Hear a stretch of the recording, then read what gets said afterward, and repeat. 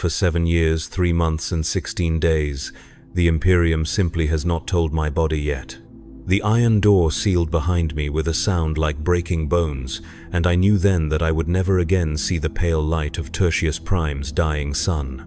The guards did not speak my crimes aloud because they did not matter anymore. Heresy, sedition, failure to meet tithe obligations, speaking against a planetary governor's nephew who wore the uniform of the Astra Militarum like a costume at a masquerade. The charges blur together in this place because guilt and innocence are concepts that exist only in the world above, in that distant realm where people still believe in justice and redemption. Here in the bowels of Penitentia Maxima, there is only endurance. The intake chamber smelled of disinfectant and fear sweat, a combination that burned the nostrils and lingered at the back of the throat like a promise of sickness to come. Hundreds of us stood in lines that stretched beyond the reach of the flickering lumens, our shackles clinking in a rhythm that sounded almost like prayer beads being worked through desperate fingers. The man beside me, a thin merchant who had been caught selling counterfeit devotional candles, wept silently as the servitors processed us one by one. His tears fell onto the stained concrete floor and disappeared without trace, absorbed instantly by stone that had drunk the moisture of 10,000 souls before him.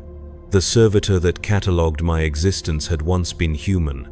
Its face was a patchwork of flesh and metal, one eye replaced by a crude optical scanner that whirred and clicked as it examined my features. The other eye, still organic, still human, watched me with something that might have been pity if such emotions were permitted to survive the lobotomization process. It pressed cold metal fingers against my throat, recording my pulse, my temperature, the subtle chemical signatures that would identify my corpse when the time came. Inmate 779588. It said in a voice like grinding gears.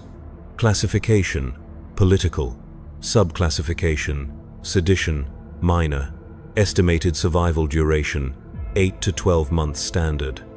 8 to 12 months. They had calculated my death before I had even seen my cell. The uniform they gave me was brown, the color of dried blood or rusted iron. It hung loose on my frame, designed not for comfort, but for easy identification should I attempt escape. The fabric was rough against my skin, woven from reclaimed fibers that still carried the scent of whoever had worn it before me.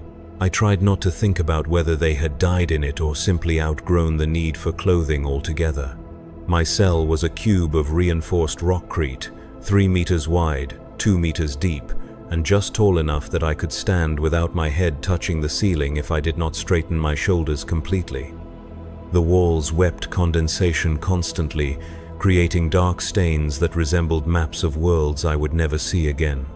A narrow slot near the floor allowed the guards to slide in my daily ration of Nutri paste, and another slot at eye level permitted them to observe me at their leisure. There was no window, no source of natural light, only the harsh glare of a single lumen strip that never dimmed and never failed. The sleeping platform was a shelf of raw metal welded to the wall. No mattress, no pillow, no covering except the uniform on my back. The cold seeped through the fabric within minutes, settling into my bones like a parasite that fed on warmth and hope. I learned quickly that sleep was not rest in this place, but merely another form of survival, a temporary escape from consciousness that left me more exhausted than waking. The first night, I listened to the sounds of Penitentia Maxima learning to breathe around me. The walls carried voices from distant cells, fragments of prayers and curses and mad laughter that echoed through the ventilation shafts like the whispers of the damned. Someone was screaming 3 levels below, a raw sound that went on and on until it became part of the ambient noise, no more remarkable than the humming of the power generators or the skittering of rats in the walls. I counted the seconds between the guard patrols, memorizing their rhythm like a litany. Every 8 minutes and 43 seconds, the heavy tread of armored boots would pass my door, pause for exactly 7 seconds while they checked the observation slot, then continue down the corridor. The guards were not quite human anymore, their bodies augmented with crude bionics that allowed them to work longer shifts without rest. Their eyes had been replaced with sensors that could see in perfect darkness, and their voices carried the mechanical undertones of Voxcaster implants. They took pleasure in our misery, but it was a cold pleasure, surgical and efficient. They did not hate us personally because that would have required them to see us as individuals rather than resources to be managed until depletion. We were inventory, nothing more. Inventory with an unfortunate tendency towards spoilage. The morning brought the first meal, if the grey paste that slid through the food slot could be called by such a generous name. It tasted of nothing and everything, a carefully engineered blend of recycled protein and synthetic vitamins that would keep a human body functioning at minimal capacity for months or even years. I ate it with my fingers because no utensils were provided, licking the aluminum tray clean because I did not know when the next meal would come, or if it would come at all. Later, I learned that the paste contained more than nutrients. Mild sedatives to reduce aggression, mood stabilizers to prevent suicide attempts, and trace amounts of psychoactive compounds that made the mind more susceptible to suggestion and conditioning. The first few weeks of ingesting this chemical cocktail left me feeling disconnected from my own thoughts, as if I were watching someone else live my life through a sheet of dirty glass. The other inmates were shadows at first, glimpsed through the gaps in cell doors or heard as disembodied voices in the darkness. The man in the cell to my left had been there for 6 years. He had been a clerk in the Planetary Defense Force, convicted of falsifying requisition reports to feed his family during a famine. His name was Marcus, and he talked constantly to keep madness at bay, telling me about his wife and children who had probably forgotten his face by now. "The trick is to remember who you were," he would whisper through the thin wall between our cells. "Hold on to something, anything, from before. A smell, a song, the way sunlight looked through your window. The moment you let go of that, you become what they want you to become." The woman across the corridor screamed in her sleep every night for the first month I was there. Her dreams were full of fire and burning children, the memories of a planet that had died while she watched from an orbital transport. She had been a refugee administrator, charged with corruption because she had diverted supplies to save more lives than the official quotas allowed. Her crime was compassion, and her punishment was to relive the consequences of that compassion until she died. Labor began on my 5th day.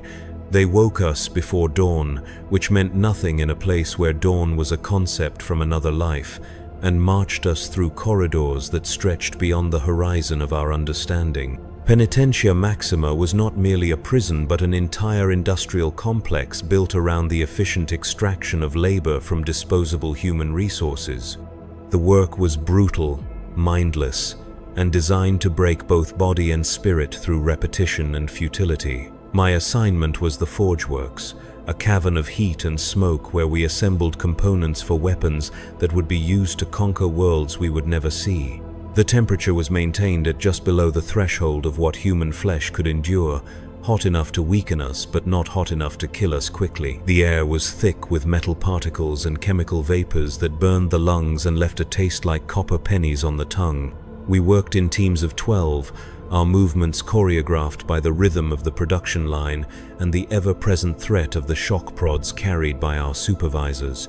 The components we assembled were simple things: trigger mechanisms for LAS rifles, power coupling for vehicle engines, guidance chips for artillery shells.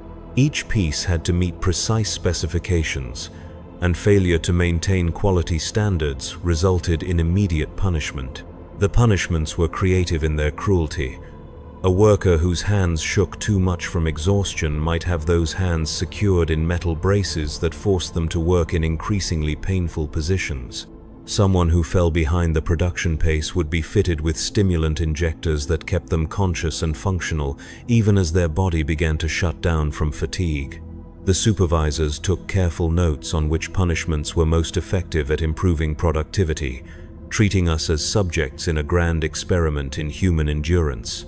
I learned to lose myself in the work, to let my mind drift away from my body while my hands continued their mechanical movements. This dissociation was survival, a way of preserving some small core of self while the prison consumed everything else. but it came at a cost. Days blurred together into an endless present tense where past and future became abstract concepts. I began to forget the color of grass, the sound of rain, the feeling of wind that did not smell of industrial chemicals. The social dynamics of the prison were as complex as they were vicious. Alliances formed and dissolved based on the shifting currents of power and desperation. The strongest inmates, usually those with military backgrounds or criminal experience, established themselves as leaders of informal gangs that controlled the distribution of contraband and the assignment of cell blocks.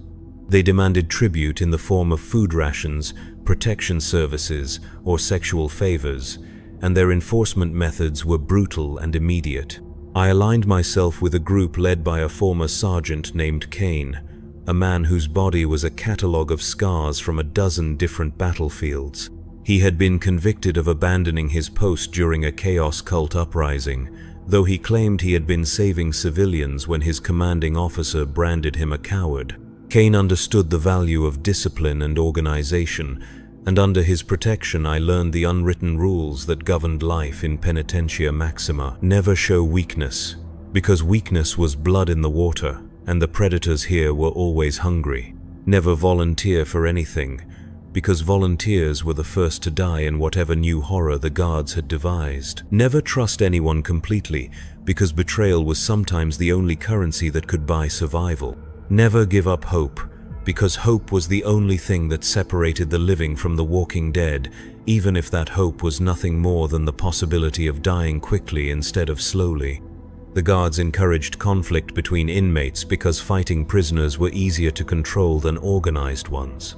They would deliberately create situations where we were forced to compete for resources or privileges, then step back and watch us tear each other apart with the detached interest of scientists observing laboratory animals. The winners of these conflicts received small rewards, extra food or improved cell assignments, but the victories were always temporary and the costs were always permanent. I killed my first man on a Tuesday, or what I had decided to call Tuesday in the timeless hell of our underground world. His name was Singh, and he had been a tax collector before his arrest for skimming from the imperial tithe. He was small and quick, with the cunning of a man who had spent his life finding ways to take what belonged to others. He had been stealing from my food rations for weeks, taking just enough that I would feel constantly hungry, but not so much that I would notice the theft immediately. When I finally caught him, he laughed and told me I was too weak to do anything about it. He was wrong. The beating I gave him was not passionate or angry, but methodical, calculated to inflict maximum damage while avoiding the attention of the guards. I used techniques I had learned watching other inmates settle their disputes, targeting joints and soft tissues where the evidence of violence would be less visible. When he stopped moving, I felt nothing except a mild satisfaction that the problem had been resolved. The guards found his body during the next cell inspection. They recorded his death as natural causes, heart failure brought on by poor nutrition and stress. No one questioned this diagnosis because questioning would have required paperwork and investigations that served no useful purpose. Singh disappeared from the prisoner manifest as if he had never existed, and someone else was assigned to his cell within hours. That night, Kane nodded to me with something that might have been approval. "You're learning," he said. "The first kill is always the hardest.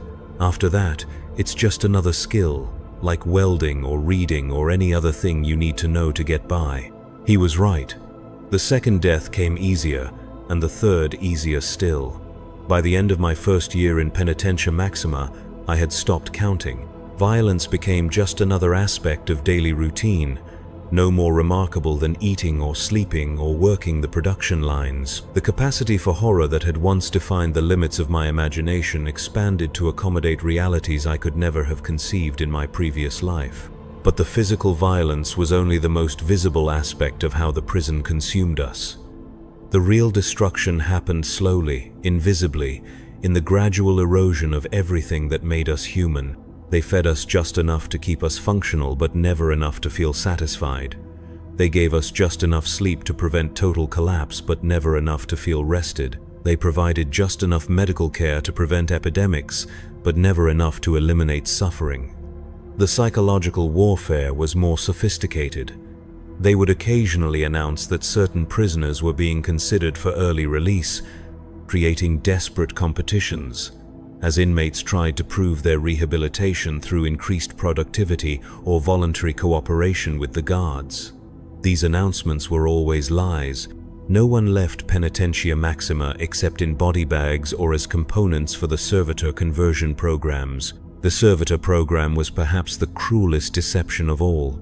Prisoners who volunteered for conversion were promised that their consciousness would be preserved in some form, that they would continue to exist as valuable servants of the Imperium rather than dying as forgotten criminals. The reality was lobotomization followed by cybernetic implantation, a process that left behind only enough brain function to operate simple machinery and follow basic commands.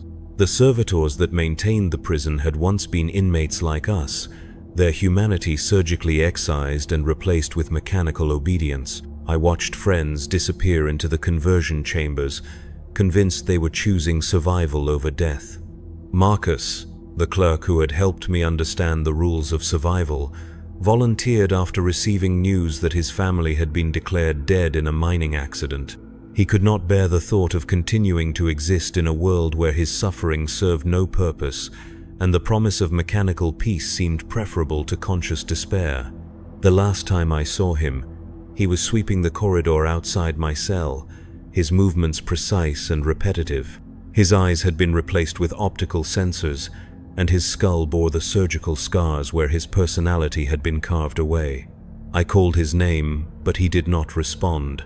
Marcus was gone, replaced by a thing that wore his face and carried his memories but lacked any trace of his soul. The seasons changed above us, though we knew of them only through the subtle variations in temperature and humidity that filtered down through the ventilation systems. Summer brought stifling heat that made the already unbearable work conditions nearly lethal. Winter brought a chill that seeped through the rockcrete and settled in our bones, making every movement painful and every breath visible in the frigid air. Years passed, or what felt like years. Time became elastic in the eternal twilight of the prison, stretching and compressing according to the rhythms of pain and relief that structured our existence. I lost track of my own age, forgetting whether I was 30 or 50 or somewhere in between. My hair went gray, then white, then began to fall out in clumps from the chemical exposure in the factories. My teeth loosened and several fell out, leaving gaps that made eating more difficult and speaking more labored. The woman who screamed in her sleep died during my third winter. I heard her final breath through the wall between our cells, a rattling exhalation that seemed to go on forever before finally stopping. The guards did not remove her body for 2 days, and the smell of decay filled our entire block with a sweetish stench that clung to everything and everyone. When they finally came for her, they were not gentle. I heard her remains being dragged down the corridor, a sound like wet cloth being pulled across rough stone. New prisoners arrived constantly, taking the places of those who had died or been converted, or simply disappeared into the administrative maze that swallowed inconvenient people. They came with the same wide-eyed terror I had once felt, asking the same questions about justice and appeals and contact with the outside world. The older inmates would look at them with expressions of distant pity, knowing that these newcomers would either adapt or die, but that they would never again be the people they had been before walking through those iron doors. I tried to help some of them, sharing what I had learned about survival and the unwritten rules that governed our existence. Most listened politely and then ignored my advice, convinced that their situation was temporary or that their innocence would somehow protect them from the grinding machinery of institutional cruelty. A few learned quickly enough to survive their first year. Many did not. The gladiatorial combats began during my 4th year, though the guards called them disciplinary exhibitions in their official reports. Prisoners who violated rules or failed to meet production quotas were selected to fight each other in a makeshift arena constructed in one of the larger storage chambers. The fights were not to the death officially, but serious injuries were common and medical treatment was minimal. The guards and administrators would watch from elevated platforms, placing bets on the outcomes and discussing the fighters' techniques with the detached professionalism of livestock breeders. I was selected for the arena after striking a guard who had been taunting a dying man in the cell next to mine. The guard had been describing in graphic detail how the man's family had been sold into indentured servitude to pay his outstanding debts, taking pleasure in each wince and sob his words produced. When I told him to stop, he turned his attention to me, speculating about what services my body might provide once I was too weak to work the production lines. The blow I struck was instinctive, driven by a rage that had been building for years but had never found an appropriate target. My fist caught him in the throat, crushing his larynx and sending him to his knees, gasping for air that would not come. He did not die, but he would never speak normally again, and the mechanical wheeze that replaced his voice became a constant reminder of what defiance could accomplish when properly applied. My opponent in the arena was a massive man named Voss, a former pit fighter who had been imprisoned for killing a planetary governor's son in an unsanctioned bout. He was everything I was not. Young, strong, experienced in violence, and completely without fear or hesitation. The crowd of guards and administrators cheered as he entered the arena, their voices echoing off the concrete walls like the howling of hungry animals. The weapons provided were crude but effective. Lengths of sharpened rebar, weighted chains, broken bottles wrapped in cloth for better grip. I chose a piece of pipe with enough weight to crush bone but not so heavy that it would slow my movements.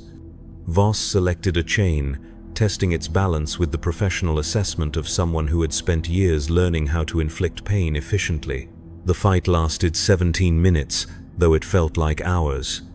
Voss was stronger and faster, but I had advantages he did not expect: desperation, cunning, and the accumulated rage of years spent watching good people destroyed by a system that fed on suffering. I avoided his direct attacks, using the arena's dimensions to stay mobile, looking for openings created by his confidence and aggression. When the opening came, I took it without hesitation. He overextended during a particularly vicious swing, and I stepped inside his guard, driving the pipe into his solar plexus with enough force to rupture internal organs.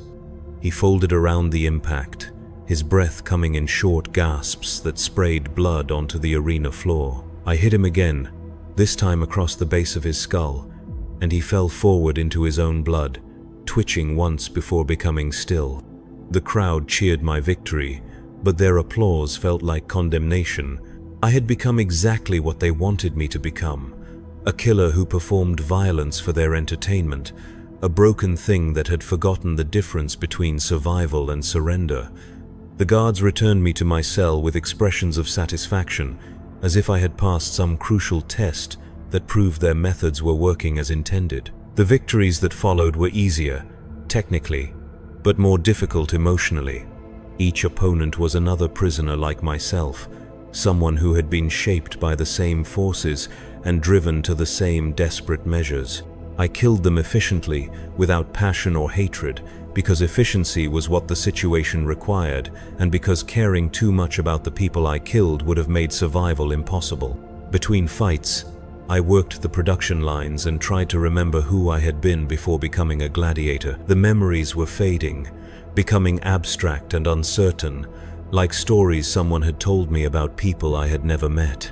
Had I really been a teacher once, standing in front of classrooms full of children who looked at me with respect and affection? Had I really lived in a small house with a garden where I grew vegetables and flowers for no reason, except that I found beauty in growing things? The details blurred together until I could not be certain what was memory and what was imagination. Perhaps I had never been anything except what I was now: a prisoner, a killer, a thing that existed only to serve as an example of what happened to those who opposed the Imperium's will. Perhaps my previous life was just a delusion, a comforting lie I had created to make my current existence bearable. Cain died during my 5th year, killed not by violence but by a cancer that had been growing in his lungs for months. The chemicals in the air had finally accumulated to toxic levels, and his body simply stopped being able to process the poison. He faced death with the same steady pragmatism he had brought to everything else, giving me advice about leadership and survival until his voice became too weak to carry across the cell. "Don't let them make you into something you can't live with," he told me during our last conversation. "I've seen good men become monsters in here, and monsters who found ways to stay human. The choice is always yours, even when it doesn't feel like there's a choice at all." His death left a vacuum in the prison's power structure that other inmates immediately moved to fill. The contests for leadership were violent and brief, resolved through assassination and betrayal rather than democratic process. I avoided involvement in these struggles, having learned that visibility was dangerous and that the safest position was often somewhere in the middle of the hierarchy, where you were valuable enough to protect, but not important enough to threaten. The new leader was a woman named Catherine, a former naval officer who had been convicted of mutiny after refusing orders to bombard a civilian population center. She was intelligent, ruthless, and completely committed to survival at any cost. Under her leadership, the prisoner organization became more efficient, but also more brutal, with harsh punishments for any perceived disloyalty or weakness. She approached me after one of my arena victories, studying me with eyes that had seen too much and forgotten how to show mercy. "You fight well," she said, "but you fight like someone who still thinks he's going to leave this place. That's going to get you killed eventually." She was right, though I did not want to admit it at the time. Some part of me was still holding on to the possibility of escape, release, or redemption, and that hope was making me careless. The most dangerous prisoners were those who had accepted their fate completely, who had stopped thinking about the future and focused entirely on the immediate requirements of survival. The escape attempt came during my 6th year, organized by a group of political prisoners who had managed to bribe several guards and acquire detailed maps of the prison's layout.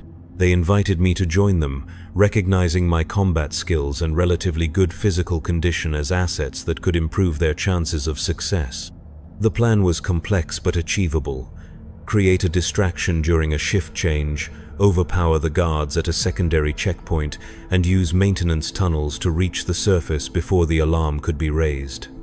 I agreed to participate, though I knew the attempt was doomed, not because the plan was flawed, but because escape was never really about leaving the prison. The real prison was what we had become during our years of incarceration, the accumulated damage to our minds and souls that could not be left behind simply by walking through a different door. We were planning to take our cells with us wherever we went.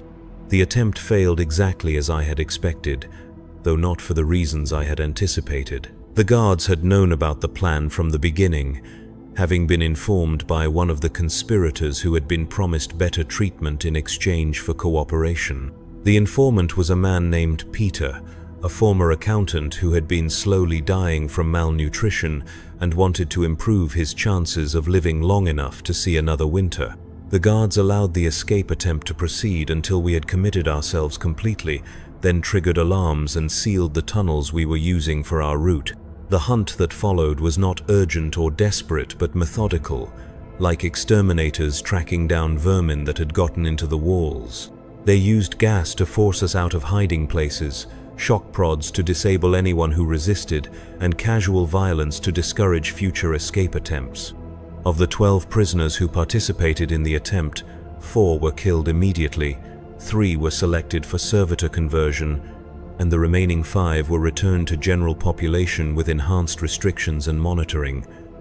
I was among the survivors, though I was not certain whether that represented good or bad fortune. The enhanced restrictions meant solitary confinement for months, reduced food rations, and elimination from work assignments that might provide opportunities for further escape planning. Solitary confinement was a different kind of death, slower but more thorough than the quick violence of the arena. The cell was smaller than my regular accommodations, barely large enough to lie down with my arms extended.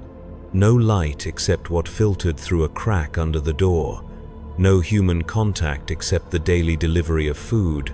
No sounds except my own breathing and heartbeat, and the gradual dissolution of my sanity.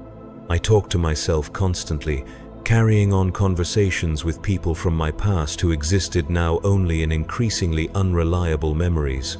I told stories to the walls, recited poetry I half remembered from school, and sang songs whose words had been eroded by time and stress until only the melodies remained. The boundary between internal dialogue and external speech disappeared, and I found myself responding to voices that existed only in my head as if they were real people sitting beside me in the dark. The hallucinations began after the third month, visual distortions that resolved into faces when I was not looking at them directly, movements in the peripheral vision that suggested the presence of people who were not there, shadows that seemed to have depth and substance even in the absolute darkness of the cell. I knew these perceptions were not real, but knowledge did not make them less vivid or less disturbing. When they finally returned me to general population, I discovered that the prison had changed in ways that went beyond normal attrition and replacement. New policies had been implemented, new punishments devised, new forms of degradation introduced for the entertainment of the guards and administrators. The gladiatorial combats had been expanded into a full tournament system, with brackets and championships and betting pools that involved personnel from throughout the correctional system. The food had gotten worse, the work assignments more dangerous, the medical care more perfunctory. Prisoners were dying at an accelerated rate, their bodies unable to cope with the increased demands and reduced support. The administration seemed to have concluded that the facility was becoming too expensive to maintain and had decided to resolve the problem by working the prisoners to death as quickly as possible. I had been selected as a featured competitor in the championship tournament, my reputation as an arena fighter having grown during my absence. The other prisoners looked at me with expressions I could not interpret: fear, respect, envy, and something else that might have been pity. They knew, as I was beginning to understand, that being good at violence in this place was not an advantage, but a curse that would eventually consume everything else I might have been. The tournament was structured as a series of elimination bouts, with the winners advancing to face increasingly dangerous opponents until only one fighter remained. The prizes for victory were meaningless: extra food rations, improved cell assignments, and the promise of reduced sentences that everyone knew would never be honored. The real purpose was entertainment, a gladiatorial spectacle that allowed the guards to bet on outcomes while watching prisoners destroy each other for their amusement. My first opponent was a young man named David, barely 20 years old, and convicted of draft evasion during a planetary defense mobilization. He had been in the prison for less than a year, and his body still showed signs of the life he had lived before his arrest. He moved like someone who had never learned to fight properly, relying on desperation and adrenaline rather than technique and experience. I killed him quickly, efficiently, and without pleasure. The crowd cheered, but their voices sounded distant and unimportant, like background noise from another room. I had crossed some invisible line during my months in solitary confinement, and the emotional responses that had once made violence difficult were no longer accessible to me. I felt nothing when he died except a mild satisfaction that the problem had been resolved. The subsequent matches followed the same pattern, opponent after opponent, each one desperate and frightened and ultimately insufficient to the task of survival. I dispatched them with increasing mechanical precision, my movements becoming more efficient as I eliminated anything that was not essential to winning. The crowds grew larger and more enthusiastic as word spread throughout the facility about the tournament's progress. The final match was against Catherine, the naval officer who had taken over Kane's position as leader of the prisoner organization. She was older, more experienced, and completely ruthless in her approach to both leadership and combat. More importantly, she had nothing left to lose, having long ago abandoned any hope of survival or redemption in favor of simple endurance. "One of us walks away," she told me as we prepared for the fight. "The other becomes fertilizer for whatever weeds grow in the prison graveyard. But either way, we're both already dead. We died the day we walked through those doors. Everything since then has just been the body learning to catch up." She was right, and that knowledge liberated me from the last constraints of conscience and humanity. I fought her with everything I had learned during my years in Penitentia Maxima, using every technique of violence and deception that had allowed me to survive when better people had died. The match lasted longer than any of the others, both of us too experienced to make the obvious mistakes that would have ended the fight quickly. When I finally killed her, it was through treachery rather than superior skill. I feigned an injury that caused her to lower her guard for just long enough to position myself for a killing blow. The strike caught her in the temple, crushing the bone and driving fragments into her brain. She fell without a sound, her face showing no surprise or accusation, only the distant expression of someone who had been expecting this moment for a very long time. The crowd erupted in celebration, their cheers echoing off the concrete walls like the screaming of the damned. I stood over Catherine's body, covered in her blood and my own, feeling absolutely nothing. The tournament was over, the championship was mine, and none of it mattered because we were all already dead and had been dead from the beginning. They returned me to my cell that night with promises of rewards and improved conditions that I knew were lies. The tournament had served its purpose, providing entertainment for the guards and demonstrating to the other prisoners what happened to those who became too skilled at violence. I would continue to fight when called upon, continue to kill whoever they placed in front of me until I became too old or too damaged to be useful and was quietly disposed of. The years that followed blurred together into an indistinguishable mass of routine violence and grinding despair. I fought in the arena when summoned, worked the production lines when assigned, and existed in my cell during the hours between obligations. The other prisoners avoided me now, recognizing that I had become something different from what I had been, something more dangerous, but also more broken. New inmates continued to arrive, taking the places of those who had died or been converted or simply disappeared into the administrative machinery that processed human suffering with industrial efficiency. I watched them go through the same stages of adaptation or destruction that I had experienced, but I felt no connection to their struggles and offered no assistance or advice. Their survival or death was irrelevant to me, because survival itself had become irrelevant. The dreams, when they came, were not of freedom or revenge or justice, but of simple non-existence. I dreamed of dissolving into the walls of my cell, becoming part of the stone and metal that contained us all. I dreamed of forgetting my own name, my own history, my own face in whatever mirror might still show reflections in this place. I dreamed of peace, the kind that comes only when consciousness finally stops, and the burden of selfhood is lifted from shoulders that have carried it too long. But consciousness persisted, stubborn and unwelcome, dragging me through each day and into each night with mechanical regularity. My body continued to function despite the accumulated damage from years of poor nutrition, chemical exposure, and frequent violence. My mind continued to process sensory input and form memories, even though the experiences being recorded were too similar to previous experiences to be worth remembering. I measured time now, not in days or months, but in deaths. The deaths of opponents in the arena, the deaths of cellmates from disease or violence or simple exhaustion, the deaths of parts of myself that had once seemed essential, but had proven to be expendable when survival demanded it. Each death was a mark on an invisible calendar that tracked my journey from human being to something else, something that wore human shape but had forgotten human purpose. The administrators occasionally visited my cell, studying me with the clinical interest of scientists observing a successful experiment. They asked questions about my experiences, my observations about prison conditions, my recommendations for improving the efficiency of the correctional process.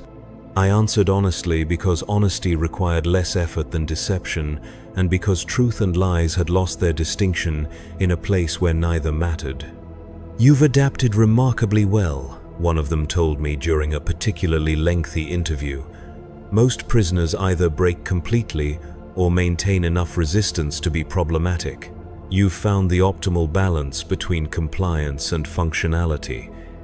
I asked him what that meant, though I suspected I already knew the answer. "It means you've become exactly what the system was designed to produce," he said.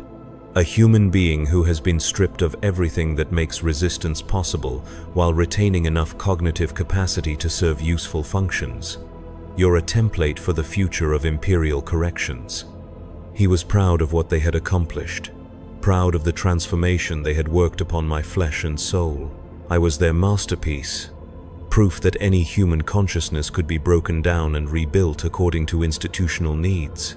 The man I had been before my arrest was completely gone, replaced by something that looked like him but shared none of his essential characteristics. That night, I lay on my metal sleeping platform and tried to remember what I had looked like before becoming a prisoner.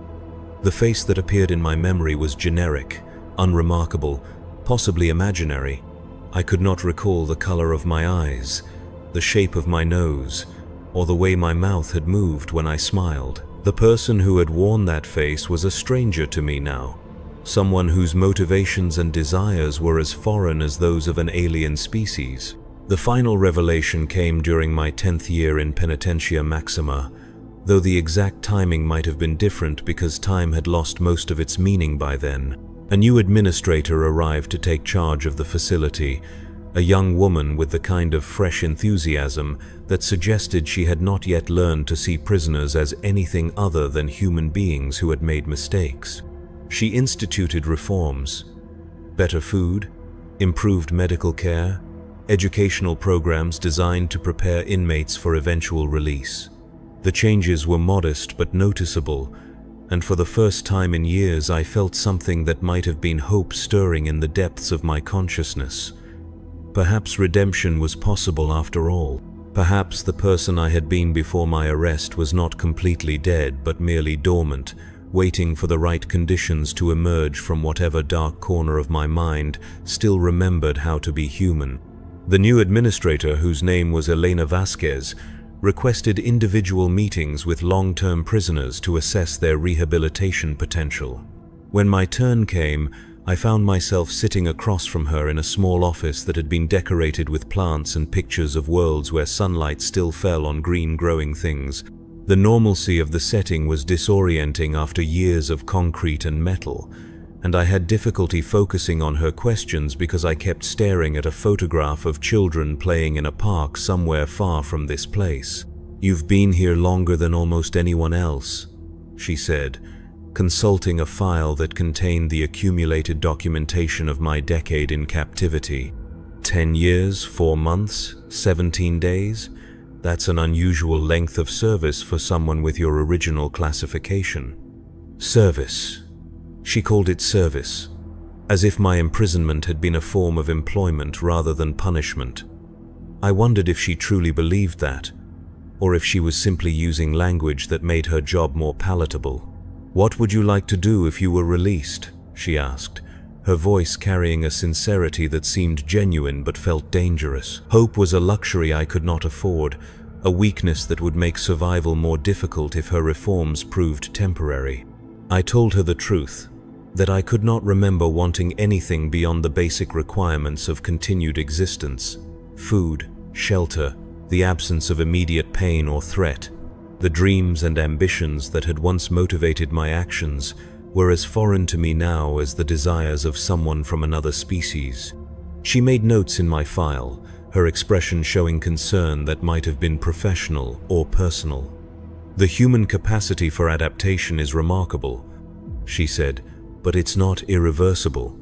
With proper support and gradual reintegration, even severe psychological damage can be addressed." I wanted to tell her that she was wrong, that some transformations could not be undone once they had reached completion. The man she was trying to rehabilitate no longer existed except as a collection of memories and reflexes that had been repurposed to serve the needs of survival. But I said nothing because hope was precious to her, and destroying it would have served no useful purpose. The educational programs she implemented were voluntary, taught by prisoner volunteers who had managed to retain enough of their former knowledge to serve as instructors.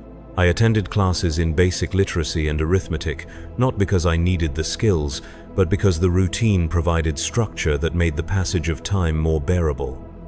The other students were mostly younger prisoners who had arrived recently enough to still believe in the possibility of eventual release. The instructor for my literacy class was a former librarian named Samuel, a thin man with gentle eyes who had been convicted of possessing banned books.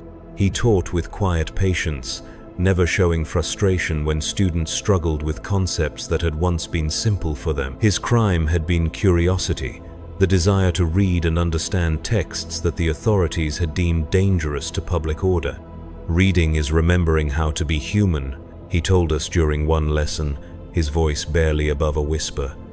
"Every word you understand is a piece of yourself that the system hasn't managed to destroy yet."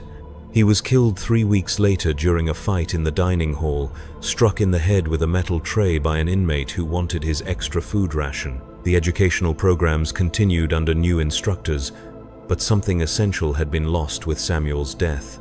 The replacement teachers taught the mechanics of literacy without understanding its deeper significance, turning education into just another form of labor rather than a pathway back to humanity.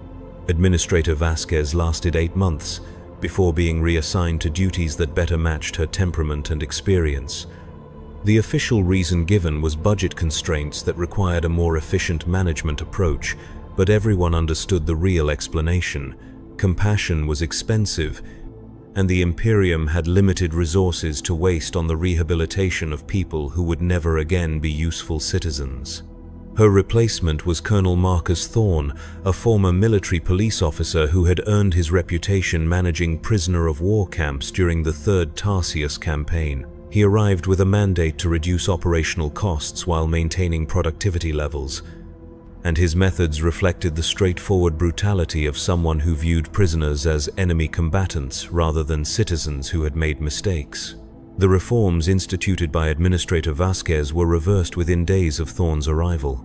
Food rations returned to subsistence levels, medical care became purely emergency-focused, and the educational programs were eliminated entirely in favor of expanded work shifts. The gladiatorial tournaments were reinstated and expanded, with increased frequency and more elaborate prize structures designed to encourage maximum prisoner participation. "Rehabilitation is a luxury we cannot afford," Thorne announced during his first address to the prisoner population. "Your purpose here is not to become better people, but to serve the Imperium through productive labor until your sentences are completed or your usefulness expires. Those who accept this reality will find their remaining time here more tolerable than those who persist in unrealistic expectations." The return to the old system was swift and comprehensive, but something had changed during the brief period of reform that could not be entirely undone. Some prisoners had remembered what it felt like to be treated as human beings rather than resources, and that memory created a form of resistance that was more dangerous than any physical rebellion. They began to organize quietly, sharing information and resources in ways that suggested the possibility of coordinated action. I was approached by several groups seeking to recruit me for various schemes, some focused on escape and others on sabotage or protest. My reputation as an arena fighter made me valuable to anyone planning violent resistance, while my long tenure gave me insights into prison operations that could be useful for more subtle forms of opposition. I declined all invitations, recognizing that organized resistance would only provide the administration with excuses for harsher measures. The crackdown began 3 months after Thorne's arrival, triggered by the discovery of a smuggling network that had been moving contraband between cell blocks. The investigation that followed was thorough and brutal, involving interrogations, searches, and punishments that were designed to extract information while discouraging future conspiracies. Prisoners were turned against each other through promises of improved treatment or threats of enhanced punishment, creating an atmosphere of suspicion and betrayal that made any form of cooperation dangerous. I was questioned repeatedly about my knowledge of resistance activities, my relationships with other prisoners, and my willingness to serve as an informant in exchange for better conditions. The interrogations were conducted by specialist personnel who understood the psychology of long-term prisoners and knew which pressures would be most effective at breaking down whatever remained of our solidarity. "You're a survivor," the lead interrogator told me during our final session, You've lasted 10 years by adapting to changing conditions and avoiding unnecessary risks. Cooperation with our investigation would be consistent with that pattern of intelligent self-preservation. He was offering me a choice between collaboration and continued resistance, though both options led ultimately to the same destination. Collaborators were useful only as long as they provided valuable information, after which they became liabilities to be disposed of quietly. Resistors were simply disposed of more quickly and with less ceremony. I chose a third option, complete withdrawal from any activities that might be interpreted as either cooperation or resistance. I attended no meetings, joined no conversations that might be construed as planning, and avoided any associations that could be seen as suspicious. I worked when assigned, fought when summoned, and existed in my cell during all other hours like a machine that had been powered down between operational periods. This strategy of strategic invisibility proved effective at avoiding official attention, but it came at the cost of complete isolation from whatever remained of the prisoner community. Other inmates began to avoid me, uncertain whether I had become an informant or simply lost my mind entirely. I became a ghost within the prison, present but not participating, alive but not really living. The resistance network was eventually destroyed through a combination of investigation and betrayal, its members either executed or transferred to facilities with even harsher conditions. The administration celebrated their victory with renewed restrictions on prisoner movement and communication, implementing surveillance measures that made any form of unauthorized association nearly impossible. Colonel Thorne summoned me to his office after the last of the conspirators had been dealt with, studying me with the calculating expression of a man who was trying to solve a puzzle that did not quite fit his usual categories of understanding. 43 prisoners were involved in resistance activities, he said, reading from a report on his desk. 43 individuals who chose to risk everything for the illusion of freedom or dignity or whatever concept they thought was worth dying for. You were not among them, despite having both the skills and the relationships that would have made you a valuable recruit. He paused, waiting for me to explain my absence from the conspiracy, but I had nothing to say that would satisfy his curiosity without creating new problems for myself.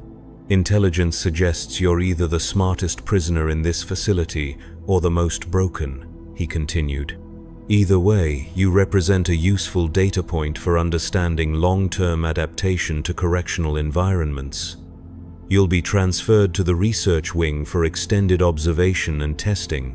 The research wing was located in the deepest levels of Penitentia Maxima, accessible only through security checkpoints that required multiple forms of authorization. The prisoners housed there were subjects in ongoing experiments designed to improve the efficiency of rehabilitation, punishment, and control techniques. Some were volunteers who had been promised better conditions in exchange for participation. Others were simply selected based on characteristics that made them suitable for particular research protocols. My new accommodations were an improvement over standard prison cells: larger space, better lighting, temperature control, and even a small window that showed a view of the underground caverns where waste processing and power generation equipment operated around the clock. The improvements were not gestures of kindness but practical necessities for maintaining research subjects in optimal condition over extended periods. The testing began immediately, conducted by teams of specialists who measured everything from reaction times and cognitive capacity to stress responses and pain tolerance. They were mapping the changes that 10 years of imprisonment had worked upon my mind and body, documenting the transformation from functional citizen to institutional artifact with scientific precision. The physical examinations revealed the accumulated damage of a decade spent in chemical-laden air, eating synthetic food, and enduring frequent violence. My lungs showed scarring from industrial pollutants, my bones had lost density from poor nutrition, and my nervous system displayed the kind of hypervigilance patterns typically found in combat veterans. I was a catalogue of institutional injuries, a living record of what prolonged exposure to correctional environments could accomplish. The psychological evaluations were more complex, involving tests designed to measure empathy, social connection, moral reasoning, and emotional responsiveness. The researchers seemed particularly interested in my capacity for violence and the psychological mechanisms that allowed me to kill other prisoners without apparent emotional distress. They administered scenarios and simulations that required me to make choices between self-preservation and the welfare of others, carefully recording my responses and the reasoning behind them. "Fascinating," one of the researchers muttered while reviewing my test results. "Complete erosion of conventional moral constraints, but not through psychopathy or antisocial personality development. The inhibitions have simply been replaced by more practical considerations. Survival-focused ethics rather than socially focused ethics." They were studying me like a specimen, documenting the successful transformation of a human being into something more useful for institutional purposes. I had become proof that their methods worked, evidence that any individual could be broken down and reconstructed according to administrative needs if the process was applied with sufficient patience and expertise. The other research subjects were at various stages of the transformation I had completed. Some were recent arrivals who still retained enough of their original personalities to resist the testing protocols. Others were further along the continuum, displaying the kind of mechanical compliance that indicated successful institutional adaptation. A few had progressed beyond even my level of modification, becoming essentially biological machines that responded to stimuli without any trace of independent thought or feeling. Dr. Helena Cross, the lead researcher for my case, explained the purpose of their work during one of our regular interview sessions.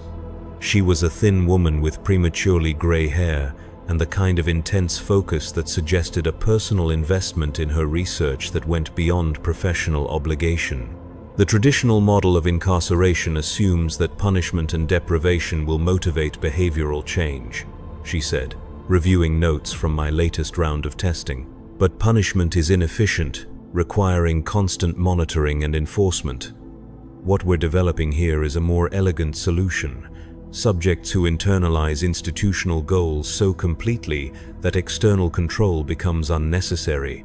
She was describing the creation of perfect prisoners, individuals who had been psychologically modified to serve institutional purposes without requiring surveillance or coercion. The research conducted here would be applied to correctional facilities throughout the Imperium, creating a generation of inmates who police themselves and each other according to administrative preferences. "You represent our most successful case study," she continued. 10 years of systematic conditioning have produced an individual who functions optimally within institutional parameters while retaining enough cognitive capacity to perform complex tasks. You're a template for the future of imperial justice. I asked her what would happen when the research was completed and my usefulness as a test subject expired. "That depends on the results of our final evaluations," she said. "Subjects who demonstrate stable adaptation may be transferred to work programs where their skills can be utilized productively. Others may be selected for advanced modification procedures that will enhance their institutional value." Advanced modification meant servitor conversion, the surgical removal of personality and independence in favor of mechanical obedience. I was being offered a choice between slavery and lobotomization, though both options represented forms of death that differed only in their efficiency and finality. The research continued for months, each day bringing new tests and evaluations designed to probe the depths of my transformation. They measured my responses to moral dilemmas, social situations, and stress scenarios with the thoroughness of cartographers mapping unexplored territory. Every aspect of my psychology was documented, categorized, and analyzed for insights that could be applied to future subjects. The final phase of testing involved exposure to experimental conditioning techniques designed to enhance the modifications already achieved through conventional imprisonment. Chemical treatments that altered neurotransmitter function, surgical procedures that damaged specific brain regions, and behavioral therapies that reinforced institutional loyalty through reward and punishment systems more sophisticated than anything used in general population. I submitted to these procedures without resistance because resistance would have been both futile and counterproductive. The researchers noted my compliance in their reports, describing it as evidence of successful adaptation rather than simple resignation. They could not conceive of a form of surrender so complete that it appeared indistinguishable from cooperation. The treatments produced measurable changes in my brain chemistry and cognitive function, fine-tuning the transformation that had been occurring gradually over the previous decade. My capacity for independent thought became more limited, my emotional responses more predictable, my behavioral patterns more consistent with institutional expectations. I was becoming a more perfect version of what the prison system had been trying to create from the beginning. Dr. Cross seemed pleased with the results, though she maintained the professional detachment appropriate for someone studying laboratory animals rather than human beings. During our final interview, she expressed satisfaction with the research outcomes and optimism about the broader applications of their work. The techniques we've developed here will revolutionize correctional practice throughout the Imperium, she said, reviewing the comprehensive documentation of my case. Instead of warehousing criminals until they die or become too expensive to maintain, we'll be producing loyal servants who can contribute productively to Imperial society. She asked if I had any questions about the research or my role in it, as if my curiosity about my own destruction were a relevant consideration in her calculations. I asked her whether she thought the person who had entered Penitentia Maxima 10 years ago would recognize the thing I had become. Probably not, she said after considering the question. But that person was a criminal who threatened Imperial stability through seditious behavior. The individual sitting in front of me now is a loyal subject who understands his proper role in the social order. The transformation represents an improvement by any reasonable standard. She was right. From her perspective, the man who had been arrested for speaking against corruption had been replaced by something more useful and less troublesome. The process had been efficient, thorough, and completely successful in achieving its intended goals. I was a testament to the effectiveness of imperial justice, proof that rehabilitation was possible if one defined rehabilitation as the complete erasure of undesirable characteristics. The notification of my transfer came 3 days later, delivered by guards who treated me with the mechanical courtesy reserved for valuable equipment being moved between departments. I was being reassigned to a work program on an agri-world where my skills and conditioning would be utilized for food production activities essential to Imperial supply chains. The transport ship was filled with other graduates of various correctional research programs, individuals who had been modified in different ways but shared the common characteristic of complete institutional compliance. We sat in silence during the journey, each of us lost in whatever remained of our individual consciousness, no longer capable of the kind of communication that might have provided comfort or companionship. The agri-world was called Demeter's Garden, a name that suggested abundance and natural beauty, but described a landscape that had been stripped of everything except its capacity to produce food for distant populations. The soil was exhausted from generations of intensive farming, the water was contaminated with agricultural chemicals, and the air carried the dusty smell of a world that had forgotten how to sustain life without constant artificial intervention. The work camps were scattered across the planetary surface, each one focused on a different aspect of food production: grain cultivation, protein synthesis, nutrient extraction from organic waste. The workers were a mixture of indentured servants, penal colonists, and research subjects like myself. All of them modified in various ways to maximize their productivity and minimize their maintenance requirements. I was assigned to Camp 17, a facility that specialized in the cultivation of protein-rich algae in vast artificial lakes that stretched beyond the horizon. The work was repetitive and exhausting, involving the maintenance of complex filtration systems that kept the algae populations healthy while extracting the nutrients that would eventually become processed food for Imperial citizens on more fortunate worlds.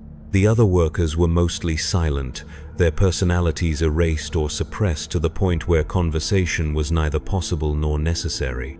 We worked according to schedules programmed into implants that regulated our sleep cycles, nutrition intake, and labor output with mechanical precision.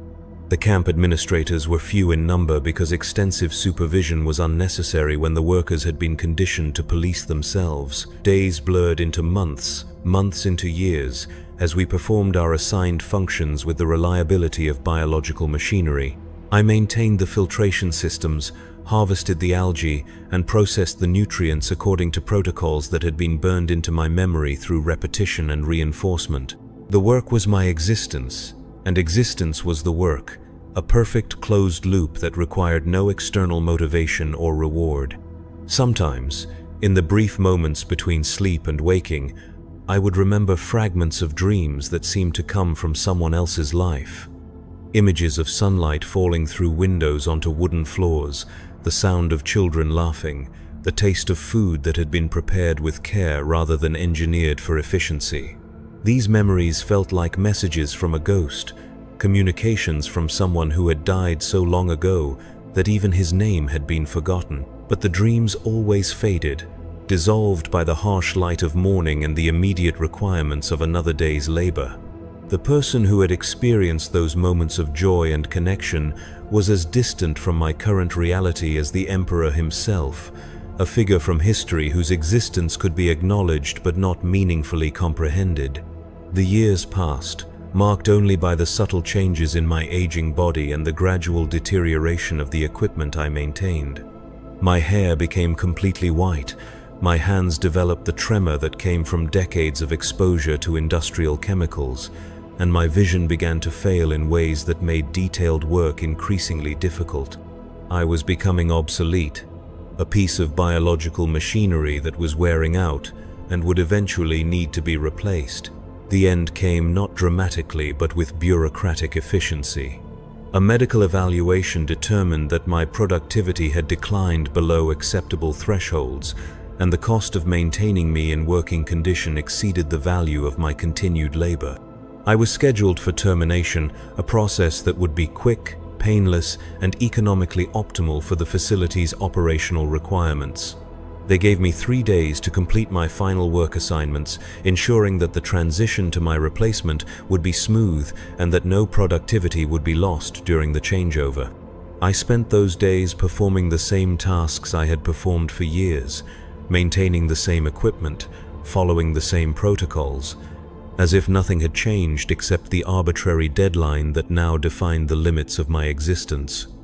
On the final day, I was escorted to a processing facility where other obsolete workers waited for their turn at termination.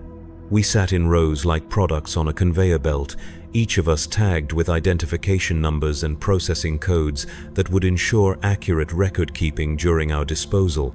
The room was quiet except for the soft humming of machinery and the occasional shuffle of feet as someone was called forward for processing. When my number was announced, I stood and walked to the designated station without hesitation or fear. The technician who would perform the procedure was efficient and professional, checking my identification tags and verifying the termination authorization before preparing the injection that would stop my heart. She worked with the casual competence of someone who had performed this task hundreds of times before. "Any final statements for the record?" she asked, more from habit than genuine interest in my response. I told her that I had been dead for 11 years, 7 months, and 22 days, and that I was grateful they were finally allowing my body to catch up with the rest of me. She noted my response in her logbook and administered the injection. The chemical cocktail entered my bloodstream and began shutting down my vital systems with the same efficiency that had characterized every other aspect of my time in Imperial custody. My vision dimmed, my breathing became shallow, and my consciousness began to fade like a light being slowly extinguished. In those final moments, as my brain ceased its futile attempts to process sensory information, I experienced something that might have been peace.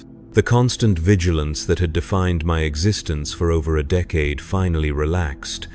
The endless calculation of survival strategies became irrelevant, and the crushing weight of institutional compliance lifted from shoulders that would soon be still forever.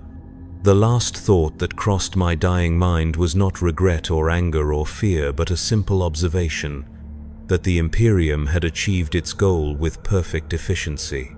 The man who had once believed in justice and spoken against corruption was completely gone, replaced by something that had served imperial interests faithfully until its usefulness expired. The system had worked exactly as designed, transforming a problem into a resource and then disposing of that resource when it was no longer needed.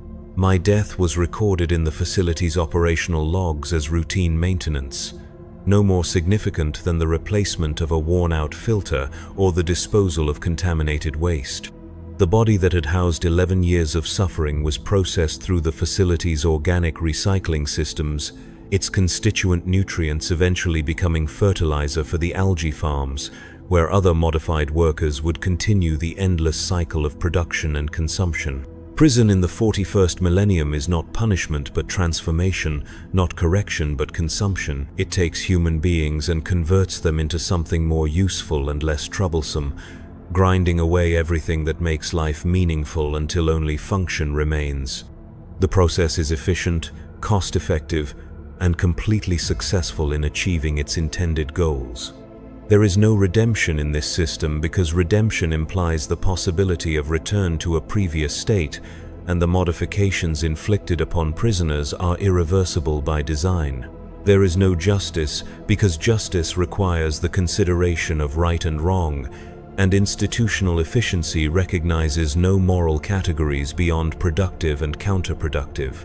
There is no hope because hope depends on the belief that conditions might improve, and the only change prisoners can expect is the gradual decay that leads from slavery to death.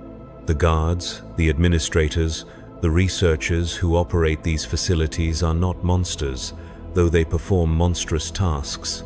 They are servants of a system that has calculated the most efficient methods for converting human problems into human resources, and they execute their duties with the same professional competence that characterizes all imperial bureaucracy. Evil, in this context, is not a matter of individual malice but institutional logic carried to its inevitable conclusion. Those who enter imperial prisons leave behind everything that made them human except the basic biological functions that can be harnessed for productive labor. Their minds are stripped of independence, their bodies modified for optimal performance, and their spirits crushed so completely that the concept of resistance becomes literally unthinkable. They become perfect prisoners, completely compliant, totally predictable, and utterly disposable. This is the reality of justice in the Imperium of Man, a system that has abandoned the pretense of rehabilitation in favor of simple resource extraction. Prisoners are raw material to be processed, not citizens to be corrected, and their fate is determined not by the nature of their crimes, but by the efficiency requirements of institutional operation. The man I had been before my arrest would not recognize the thing I became, and perhaps that represents a form of mercy. The complete erasure of identity eliminates the suffering that would come from remembering what was lost. The perfect prisoner feels no grief for his destroyed humanity because he has forgotten that humanity ever existed. In the end, imperial justice achieves its goals with absolute efficiency, the elimination of threats to social stability through the complete transformation of threatening individuals into useful resources.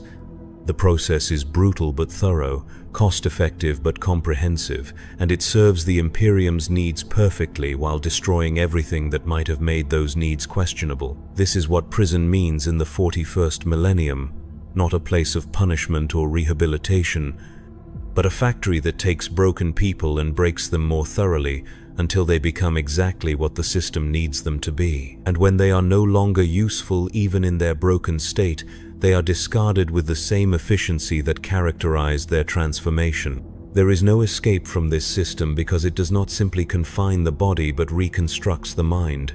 There is no resistance because resistance requires a sense of self that the process systematically destroys.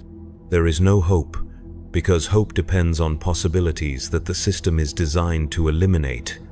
The only truth left at the end is the truth I discovered in my final moments. That death, when it finally comes, represents not defeat but completion. The system achieves its perfect victory not when prisoners are killed, but when they become so thoroughly modified that killing them is unnecessary. My death was simply the final step in a process that had been completed years earlier, the disposal of waste that had served its purpose.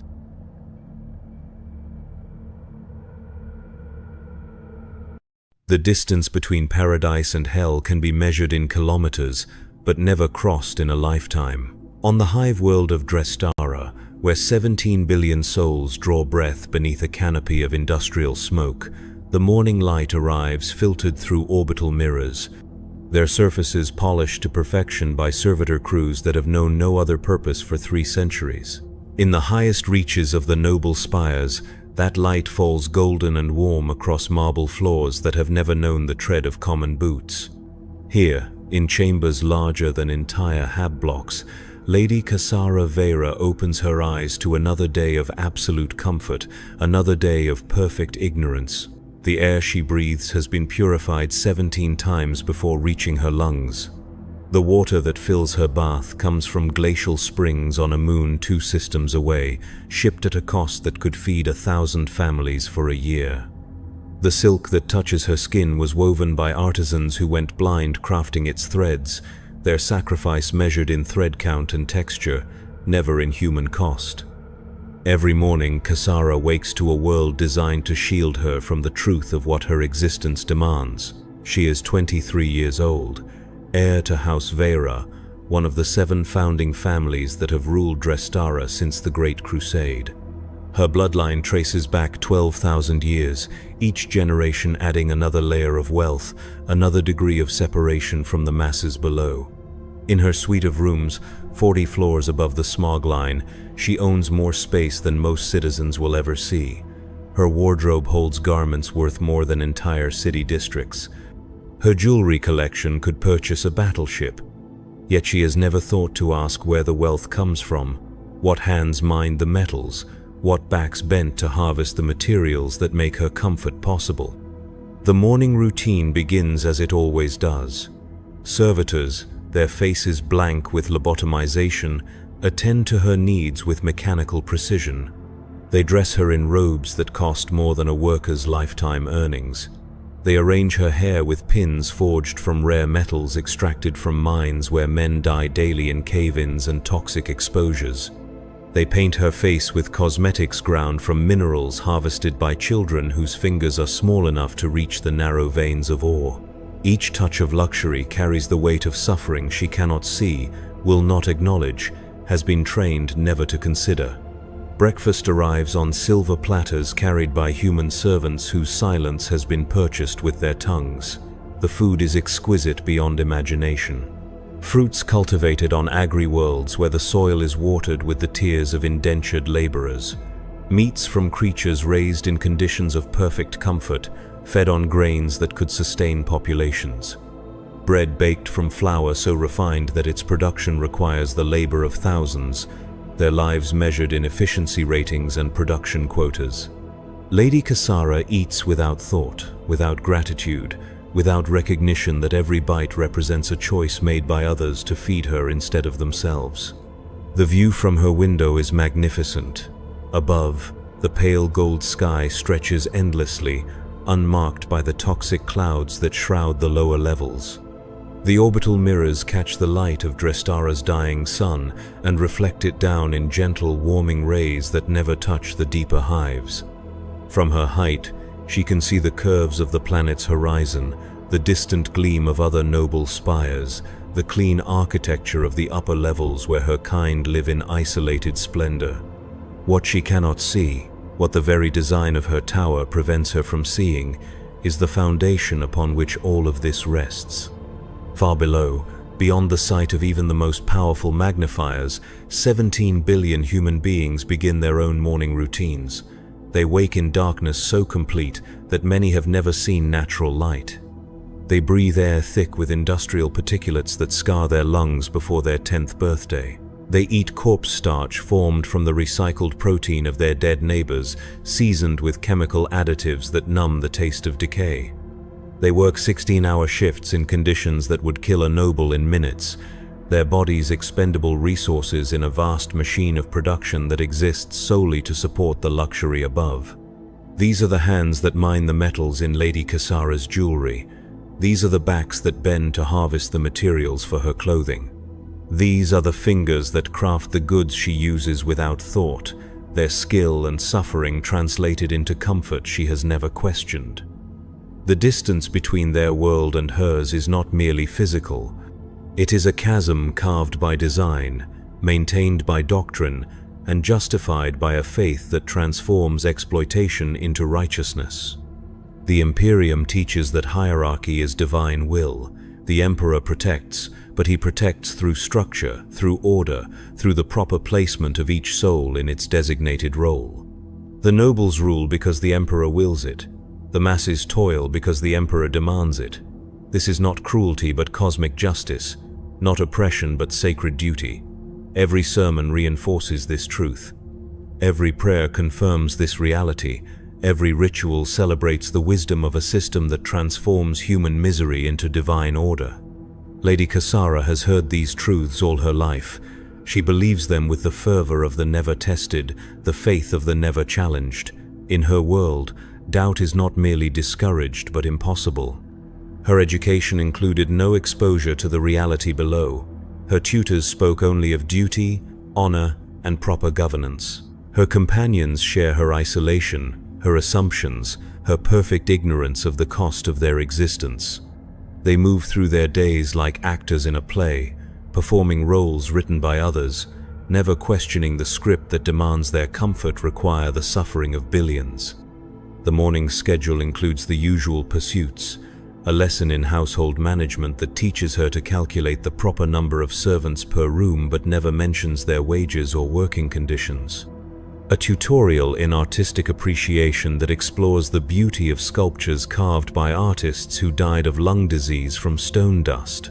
A briefing on family investments that discusses profit margins and production efficiency, but never the human cost of either. Each activity reinforces her distance from reality. Each lesson another layer of insulation between her consciousness and the truth of her situation. At noon she joins her mother, Lady Celine Vera, for the daily ritual of correspondence. They sit in a chamber whose walls are lined with communications equipment worth more than most planetary governments can afford, reviewing messages from across the sector. Trade agreements that will increase their wealth by exploiting new populations. Marriage proposals that will expand their influence by joining their fortune to others built on similar foundations. Investment opportunities that promise returns measured in profit but paid in lives. They discuss these matters with the casual detachment of people deciding which wines to serve at dinner, their conversations flowing around human consequences like water around stone. The afternoon brings social obligations. Tea with the wives and daughters of other noble houses, conversations that circle endlessly around matters of fashion, gossip, and social positioning. They discuss the latest trends in clothing, never mentioning the factories where children work 18-hour shifts to produce the fabrics. They gossip about scandals and alliances, never acknowledging the bribes and extortions that fund their lifestyles. They plan parties and celebrations, never considering the tithes and taxes extracted from starving populations to pay for their entertainment. These women are not evil. They are not consciously cruel. They are simply the products of a system designed to shield them from the consequences of their existence. Their kindness extends to their peers, their families, their immediate circle of concern. They donate generously to charitable causes that help other nobles in distress. They pray fervently for the Emperor's protection. They consider themselves good people, faithful servants of humanity's divine order. The tragedy is not their malice, but their ignorance, not their cruelty, but their blindness, not their hatred, but their perfect, cultivated inability to see. The evening approaches with the promise of another lavish dinner. The kitchens begin their preparations, a dance of culinary artistry that transforms raw materials into aesthetic perfection. Chefs trained in techniques passed down through generations work with ingredients gathered from across the galaxy. Each dish represents not merely food but statement, each course a declaration of wealth and refinement that distinguishes the noble houses from lesser mortals. The preparation alone requires the labor of hundreds, their skill and effort invested in creating a single night's entertainment for people who will consume it without thought. Lady Cassara retires to her chambers to prepare for the feast. Her servants attend to her with practiced efficiency, their movements choreographed by years of service, their silence enforced by training that transforms human beings into living furniture. They dress her in garments that shimmer with precious metals, adorn her with jewelry that catches the artificial light and throws it back in rainbow patterns, arrange her appearance to project the proper image of nobility and grace. She stands before mirrors that show her only what she wishes to see, reflection of beauty and privilege that reveals nothing of the cost required to maintain either. As the sun sets beyond the orbital mirrors, casting the noble spires in gentle twilight, the evening's entertainment begins. The great halls fill with the soft sound of conversation, the gentle tinkle of crystal, the muted music of trained performers whose talent has been purchased for the night. The air carries the scent of exotic flowers maintained in gardens, where the water alone costs more than most citizens earn in a lifetime. Everything is perfect. Everything is beautiful. Everything is designed to reinforce the illusion that such perfection is natural, deserved, and sustainable. But illusions, no matter how carefully maintained, can shatter with shocking suddenness. And on this particular evening, as Lady Cassara prepares to descend to dinner, the first crack appears in her perfect world. The house trembles, not violently, not dangerously, but with the subtle vibration of some distant disturbance. A sound like thunder rolls up from the depths of the hive, faint but persistent, carrying with it the suggestion of things breaking, systems failing, order disrupting. The servants pause in their duties, their augmetic ears detecting frequencies beyond human hearing. The house's defensive systems activate briefly, scanning for threats that do not materialize. Then silence returns, and the moment passes like a bad dream upon waking. Lady Cassara dismisses the disturbance with the ease of someone who has never faced real danger. Maintenance issues, perhaps. Construction accidents in the lower levels. Infrastructure problems that her family's engineers will resolve without her involvement or concern. She has no framework for understanding what that sound actually represented, no context for interpreting its significance, no reason to connect it to her own existence. The tremor might as well have occurred on another planet for all the impact it has on her evening plans. She descends to dinner, her mind already shifting to the social dynamics that await her. Which guests will attend, what conversations will unfold, which alliances might be strengthened or tested over the course of the meal. These are the challenges that occupy her intelligence, the problems that demand her attention, the concerns that define her reality. The suffering of billions remains as distant as the stars, as abstract as mathematical theories, as irrelevant as the weather on worlds she will never visit. The dining hall gleams with the light of 1,000 candles, each flame reflected in surfaces polished to mirror brightness. The long table stretches beneath a vaulted ceiling painted with scenes of imperial triumph, heroic images that transform conquest into glory, oppression into righteousness, exploitation into divine will. The assembled guests represent the finest of Drestara's noble society, men and women whose bloodlines reach back through millennia, whose wealth shapes the destiny of billions, whose decisions ripple through the galaxy like stones thrown into still water. They speak in voices trained to project authority, their words carrying the weight of absolute certainty. They discuss matters of trade and governance with the casual confidence of people who have never faced the consequences of being wrong. Their conversations flow around topics of galactic importance, decisions that will affect populations they will never meet, policies that will determine the fate of worlds they will never visit. Yet for all their power, for all their influence, they remain as ignorant of reality as children playing with toys they do not understand. The first course arrives with ceremony befitting a religious ritual. Servers move with practiced precision, their steps silent on carpets woven from the finest materials in the galaxy. Each plate represents hours of preparation, each arrangement a work of art created by masters of their craft. The food itself transcends mere sustenance, transformed into aesthetic experience that engages all the senses while nourishing the body. The cost of this single course could fund the food requirements of entire city districts, but such considerations do not enter the consciousness of those who consume it. Lady Kasara takes her place at the high table with the automatic grace of someone born to privilege. Her position reflects her family's status, her seat a throne that elevates her above even her noble peers. The conversation flows around her like music, familiar melodies of power and influence that she has heard all her life. She participates with the practiced ease of someone playing a role they have rehearsed since childhood, her words contributing to discussions whose consequences she cannot imagine, whose implications she has never been taught to consider. The topics range across the spectrum of noble concerns. Trade agreements with off-world partners that will increase their profits while exploiting new populations. Military contracts that will profit from conflicts they help to foment. Investment opportunities in mining operations that consume workers like fuel, their lives measured in production quotas rather than human worth. Each subject is discussed with the detached intellectualism of people analyzing abstract problems, their conversations divorced from the human cost of every decision they contemplate. A guest mentions recent unrest in the lower hives, disturbances that have disrupted production schedules and threatened profit margins. The conversation turns to solutions, options for restoring order and maintaining productivity. Increased surveillance, enhanced punishment, reduced rations until compliance is restored. They speak of human beings as components in a machine, problems to be solved rather than people to be considered.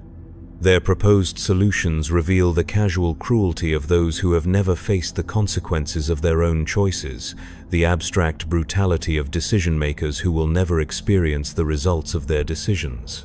Lady Kasara listens with the interest of someone following a mildly engaging academic discussion. The lower hives exist in her consciousness as economic abstractions, sources of revenue rather than homes to living people. When she hears of unrest, she thinks of disrupted schedules rather than human desperation. When solutions are proposed, she evaluates their efficiency rather than their morality. This is not cruelty but ignorance, not malice but blindness, not hatred but the perfect insulation that her education and environment have provided. The second course arrives as the first is cleared away, another masterpiece of culinary artistry that transforms raw ingredients into aesthetic experience. The presentation alone represents more labor than most citizens perform in a week, the preparation requiring skills developed over lifetimes of training. Each element has been selected for its perfection, its rarity, its ability to demonstrate the wealth and refinement of those consuming it. The pleasure they derive from the meal is genuine, their appreciation real, their satisfaction honest. They are not pretending to enjoy themselves. They simply cannot see the cost of their enjoyment. The conversation shifts to matters of culture and refinement. Discussion of artistic patronage, support for musicians and poets whose talent serves to glorify the nobility and justify their position. They speak of commissioning works that will celebrate their family histories, their achievements, their contributions to imperial glory. The artists they support create beauty, but beauty purchased with the suffering of those who fund it through their labor and taxation. Each painting, each sculpture, each musical composition represents a choice to spend resources on aesthetic pleasure rather than human welfare, a decision made without conscious consideration of the alternatives. A young lord speaks passionately about his latest acquisition, a sculpture carved from rare stone by an artist whose talent was legendary. He describes the piece in loving detail, its perfect proportions, its exquisite craftsmanship, its ability to capture the essence of imperial nobility in frozen stone. He does not mention that the artist died of lung disease contracted from years of exposure to stone dust, that the quarry where the material was extracted has claimed hundreds of lives, that the transportation costs alone could have fed entire communities. These details exist outside his framework of understanding, irrelevant to his appreciation of beauty. Lady Cassara contributes her own observations about aesthetic matters, her comments revealing an educated appreciation for art and culture. Her tutors have trained her well in the recognition of beauty, the evaluation of artistic merit, the proper response to creative expression. She speaks knowledgeably about technique and style, historical context and cultural significance. Her intelligence is real, her education comprehensive, her aesthetic sense refined. Yet all of this learning exists within carefully constructed boundaries, walls of ignorance that prevent her from connecting beauty to its cost, art to its consequences, culture to the suffering required to sustain it. The meal continues through multiple courses, each more elaborate than the last. The progression represents a journey through the finest products of the imperial economy, ingredients gathered from across the galaxy at costs that would bankrupt worlds. Spices from agriplanets where the soil is fertilized with the ground bones of previous generations of workers. Wines aged in vaults carved by miners who never saw daylight again. Delicacies prepared using techniques developed by chefs who died perfecting their craft. Each bite represents the culmination of countless human efforts, the transformation of suffering into pleasure that defines the noble experience. Between courses, entertainment is provided by performers whose talent has been purchased for the evening. Musicians play instruments crafted from materials worth more than entire city districts, their skill developed through training that consumed their entire lives. Dancers move with grace that speaks of years of discipline, their bodies shaped by practices that destroyed their health in service to their art. Poets recite verses that celebrate noble virtue and imperial glory, their words transforming exploitation into righteousness, oppression into divine will. The entertainment is magnificent, the artistry genuine, the performance flawless, only the cost remains invisible. Lady Cassara watches with the appreciation of someone raised to understand and value artistic excellence. Her response is not feigned, her pleasure genuine, her recognition of talent real. She has been educated to appreciate beauty in all its forms, trained to recognize quality and refinement wherever they appear. The performers before her represent the highest levels of human achievement, their dedication to their craft worthy of respect and admiration. She sees their artistry without questioning the system that produced it, enjoys their performance without considering what their lives cost them to achieve such skill. The evening progresses with the stately rhythm of ritual, each element following its designated place in the sequence of noble entertainment. The conversation flows through topics of interest to their social class, discussions that reveal their concerns, their priorities, their understanding of the world they inhabit. They speak of matters that affect trillions of lives with the casual confidence of people who have never doubted their right to make such decisions, whose authority has never been questioned, whose wisdom has never been tested against the consequences of their choices. A senior lord discusses upcoming negotiations with off-world trading partners, deals that will expand their commercial empire while exploiting new populations. His analysis is sophisticated, his understanding of economic principles comprehensive, his strategic thinking impressive. He speaks of market forces and competitive advantages, profit margins and risk assessments, opportunity costs and strategic positioning. His expertise is genuine, his intelligence obvious, his competence unquestionable. Yet all of his knowledge exists within a framework that treats human beings as resources, populations as markets, suffering as an acceptable cost of business. The discussion reveals the machinery of exploitation that sustains noble wealth, the complex systems that transform human misery into comfortable existence. Trade agreements that give nobles exclusive access to products created by slave labor. Tax policies that extract wealth from the poorest while exempting the richest.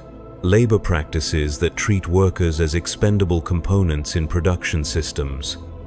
Each element of the system has been refined over centuries, perfected through generations of experience, optimized to maximize the flow of wealth upward while minimizing the ability of those below to resist or escape. Lady Cassara participates in these conversations with growing confidence as the evening progresses. Her education has prepared her for this role. Her training provided her with the knowledge and skills necessary to take her place among the ruling class. She offers insights that reveal her intelligence, suggestions that demonstrate her understanding of complex issues, observations that show her growing grasp of the responsibilities that await her. Her contributions are welcomed, her opinions valued, her participation encouraged. She is fulfilling her destiny, growing into the role for which she was born, becoming the leader she was raised to be. Yet even as she demonstrates her competence, even as she proves her worthiness to inherit her family's position, she remains completely isolated from the reality of what that position demands. Her knowledge is comprehensive but bounded, her intelligence sharp but focused only on approved topics, her skills advanced but applied only within acceptable parameters. She has been raised to be an effective ruler without ever being allowed to see what she would be ruling, trained to make decisions without understanding their consequences, educated to wield power without recognizing its costs. The final courses arrive as the evening reaches its climax.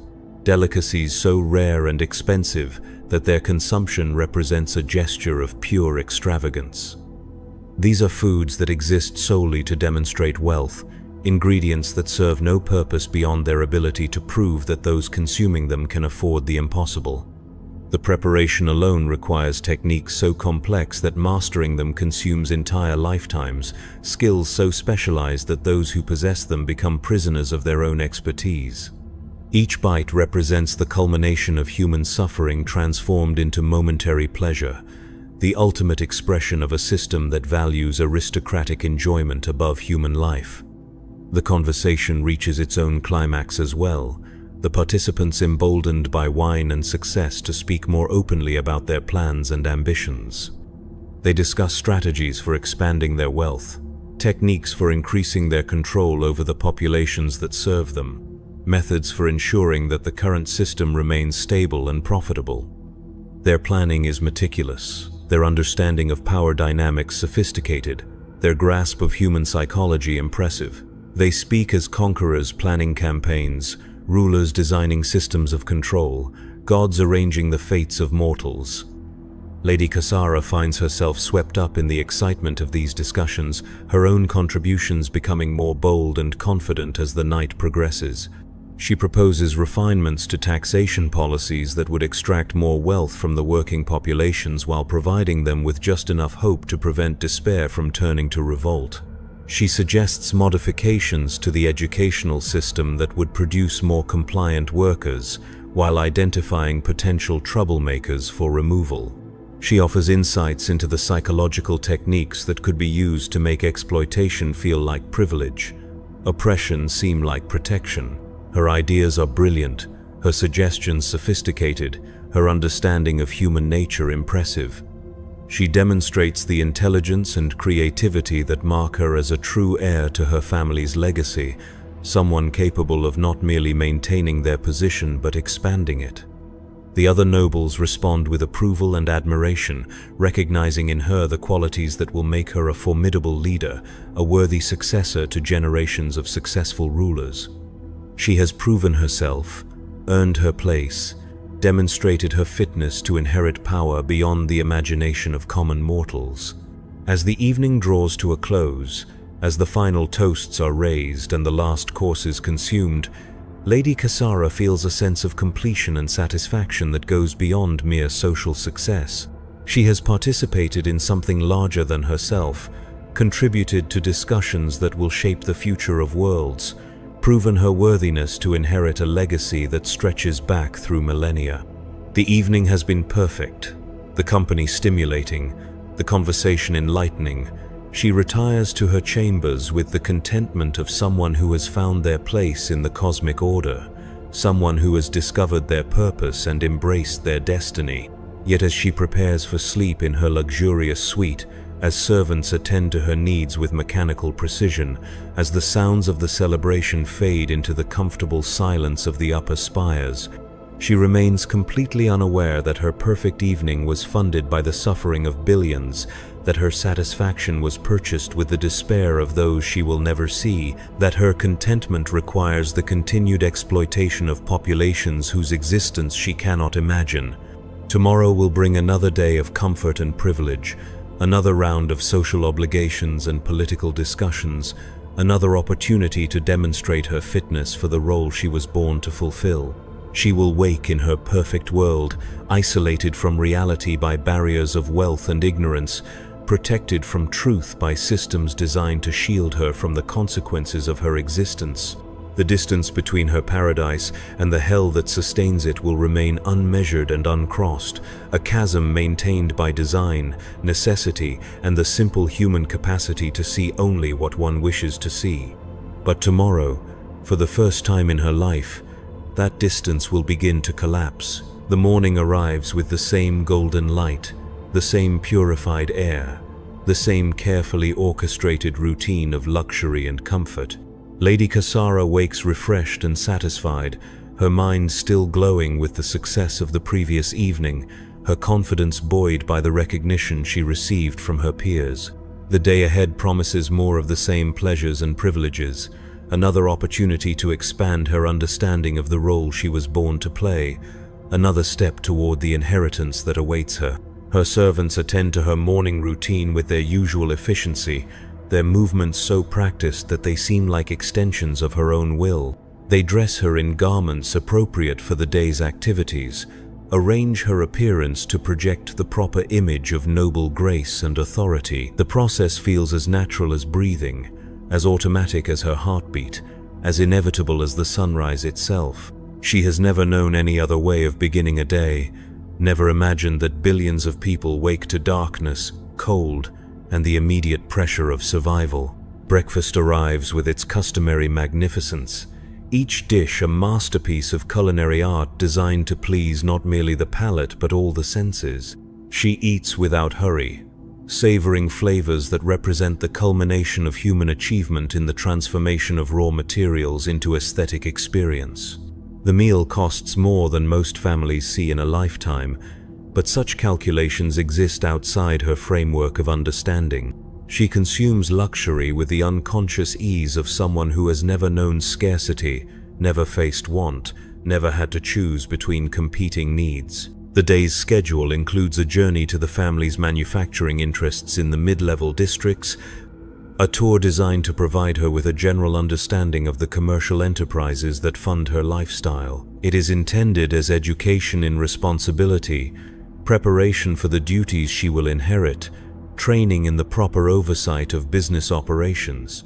The visit has been carefully planned to show her the clean, efficient, well-managed aspects of their industrial empire, while shielding her from anything that might disturb her understanding of their enterprise as benevolent and necessary. Lady Cassara approaches the expedition with the mild interest of someone fulfilling an educational obligation. She understands the importance of understanding the family business, recognizes her need to prepare for future responsibilities, accepts the necessity of gaining practical experience in management and oversight. Yet her understanding of these necessities exists within the comfortable abstractions of her education, theoretical knowledge that has never been tested against practical reality, academic preparation that has never confronted the human cost of the systems she is learning to control. The air cab that carries her toward the mid-levels is a masterpiece of engineering and luxury, its hull polished to perfection, its interior appointed with materials worth more than entire city districts. She travels in comfort that shields her from the outside world as effectively as any fortress, her journey insulated from the reality of the spaces she passes through. The vehicle's systems filter the air, regulate the temperature, control the lighting, and modulate the sound to maintain perfect conditions for her comfort. Even in transit, she remains isolated from the world that surrounds her. As the aircab descends through the levels of the hive, the view from her windows begins to change. The golden light of the upper reaches gives way to the filtered illumination of the mid-levels, where artificial lighting supplements the weakening natural light. The architecture becomes more utilitarian, less concerned with beauty than with function. The population density increases, the spacing between buildings decreases, the signs of wealth and privilege become less obvious. Yet even these changes remain abstract to her, scenery observed through armored transparisteel that maintains her separation from the reality outside. The manufacturing district represents the compromise between the necessity of production and the demands of noble sensibility. Here, the family's industrial operations are housed in facilities designed to minimize obvious ugliness while maximizing efficiency and profit. The buildings are clean by hive standards, the walkways maintained to reasonable levels of safety, the air filtration systems adequate to prevent immediate health hazards to visiting nobility. It is industry made palatable for noble consumption, production rendered acceptable for aristocratic oversight. Lady Cassara disembarks from her aircab with the confidence of someone entering familiar territory. The facility managers greet her with the deference appropriate to her station, their preparations obvious in every detail of the reception. They have spent weeks preparing for her visit, cleaning equipment that is normally left to accumulate grime, briefing workers on proper behavior in the presence of nobility, arranging tours that will show her exactly what they wish her to see, while concealing anything that might disturb her understanding of their operations. The tour begins in the administrative sections, clean and comfortable spaces where the business of management takes place in environments not too different from her own home. Here, she meets with supervisors and accountants, engineers and planners, the educated professionals who translate noble directives into operational reality. They speak her language, share her cultural references, understand her concerns and priorities. Their reports are comprehensive but carefully edited, their explanations detailed but diplomatically phrased, their presentations designed to inform without alarming. The production figures they show her are impressive, revenues that demonstrate the success of family policies and the competence of management oversight. The profit margins reveal the efficiency of their operations, the return on investment that justifies continued confidence in their methods. The growth projections suggest expanding opportunities, new markets to exploit, additional populations to incorporate into their commercial empire. Everything they show her confirms the righteousness of their enterprise, the necessity of their methods, the inevitability of their success. Lady Cassara reviews these materials with growing satisfaction, her confidence in the family business reinforced by evidence of its prosperity and efficiency. She asks intelligent questions that reveal her understanding of business principles, offers observations that demonstrate her grasp of strategic thinking, provides suggestions that show her readiness to assume greater responsibility. The managers respond with approval and respect, recognizing in her the qualities that will make her an effective leader, someone capable of maintaining and expanding the empire she will inherit. The next phase of the tour takes her into the production areas themselves, carefully selected sections of the manufacturing complex where the actual work of creation takes place. These spaces have been prepared for her visit, cleaned beyond their normal standards, organized to present the most favorable possible impression of working conditions and operational efficiency.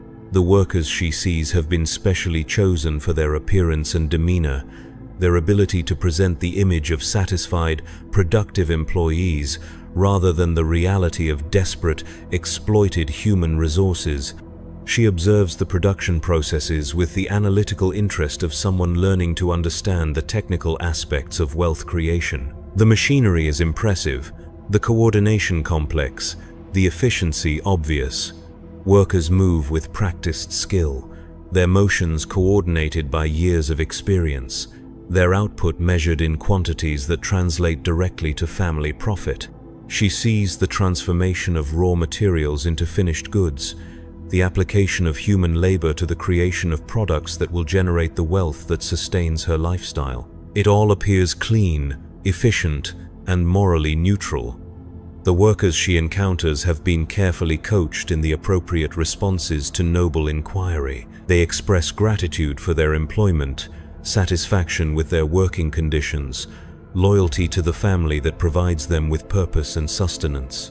Their words have been rehearsed, their demeanor practiced, their performance designed to reinforce her understanding of the relationship between nobility and workers as mutually beneficial, naturally ordered, and morally justified. She sees what she has been prepared to see, hears what she has been trained to expect, understands what she has been educated to comprehend. Lady Kasara engages with these workers with the benevolent interest of someone fulfilling their obligation to show concern for those under their authority. She asks about their welfare, their satisfaction, their appreciation for the opportunities provided by family enterprise.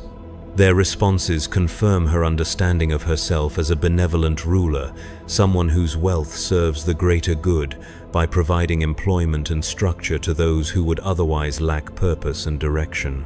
The interaction leaves her feeling satisfied with her role, confident in her righteousness, secure in her understanding of the natural order. As the tour progresses through additional sections of the facility, her exposure to the reality of production remains carefully controlled and edited. She sees the aspects of manufacturing that can be presented as noble and necessary, the elements of industrial process that support her understanding of family enterprise as beneficial and righteous. The managers explain each process in terms that emphasize efficiency and necessity, productivity and profit, success and growth. Their language transforms exploitation into opportunity, suffering into service, desperation into dedication. The technical aspects of production fascinate her, the complexity and coordination required to transform raw materials into finished products. She begins to understand the scale of the operations that fund her lifestyle, the intricate systems that generate the wealth she has always taken for granted. Her questions become more sophisticated as her understanding grows, her interest more genuine as she recognizes the impressive achievement that these facilities represent. She starts to feel a sense of pride in the family enterprise, satisfaction in the efficiency and success of the operations she will one day inherit. Yet even as her knowledge expands, even as her understanding deepens, she remains completely insulated from the human cost of the efficiency she admires, the suffering that underlies the success she celebrates, the desperation that drives the productivity she praises. The tour has been designed to educate her about business operations while protecting her from moral complications, to increase her competence while preserving her innocence, to prepare her for leadership while maintaining her ignorance of what that leadership demands. The final section of the tour takes her through quality control and shipping operations, where the finished products of family enterprise are prepared for distribution to markets across the sector. Here, she sees the culmination of the production process, goods ready to be transformed into the wealth that sustains her existence. The efficiency is impressive, the organization sophisticated, the scale massive. Products flow through systems designed to maximize speed while ensuring quality, their movement coordinated by logistical planning that spans multiple star systems. The managers explain the complexity of distribution networks that carry family products to markets across the galaxy, trading relationships that span centuries, commercial agreements that shape the destiny of entire worlds. She begins to understand the true scope of family influence, the extent to which their decisions affect populations she will never see, the degree to which their wealth depends on systems that touch billions of lives. Yet this understanding remains abstract, theoretical, divorced from the human consequences of the power she is learning to wield. As the tour concludes, as she prepares to return to the comfort and familiarity of the upper spires, Lady Kasara feels a sense of accomplishment and satisfaction. She has fulfilled her educational obligation, expanded her understanding of family business, demonstrated her readiness to assume greater responsibility. The visit has been successful, informative, and appropriate to her station. She returns to her aircab with confidence in the righteousness of family enterprise, pride in the efficiency of their operations, and satisfaction in her own growing competence as a future leader. The aircab rises through the levels of the hive, carrying her back toward the golden light and purified air of the noble districts. The journey takes her through the same transitional zones she observed during her descent, but now she sees them with the confidence of someone who understands their place in the greater system, someone who recognizes their necessity and accepts their inevitability. The changes in architecture, population density, and general condition no longer seem like mere scenery but like evidence of the natural order, the proper arrangement of society according to divine will and practical necessity. But as the air cab climbs toward the safety of the upper reaches, as Lady Cassara settles back into her cushioned seat with the satisfaction of educational duty fulfilled, the perfect machinery of her insulation encounters an imperfection so small, so seemingly insignificant, that it passes almost unnoticed. A minor system failure in the air cab's navigation array, a glitch so brief that it barely registers on the monitoring systems, a momentary disruption in the perfect coordination of technology that maintains her separation from reality. The failure lasts less than 30 seconds. The backup systems engage immediately. The course correction is minimal, the delay barely noticeable. Under normal circumstances, such a minor malfunction would be logged for routine maintenance and forgotten, another small imperfection in the vast machinery that sustains noble existence. The air cab continues its ascent, its passenger unaware that anything has gone wrong, its systems functioning within acceptable parameters despite the momentary disruption. Yet, in those 30 seconds, in that brief moment of imperfection, the carefully maintained boundaries of Lady Cassara's world shift by the smallest possible margin. The navigation failure causes the air cab to deviate from its planned route by mere kilometers, a distance so insignificant that it barely qualifies as an error.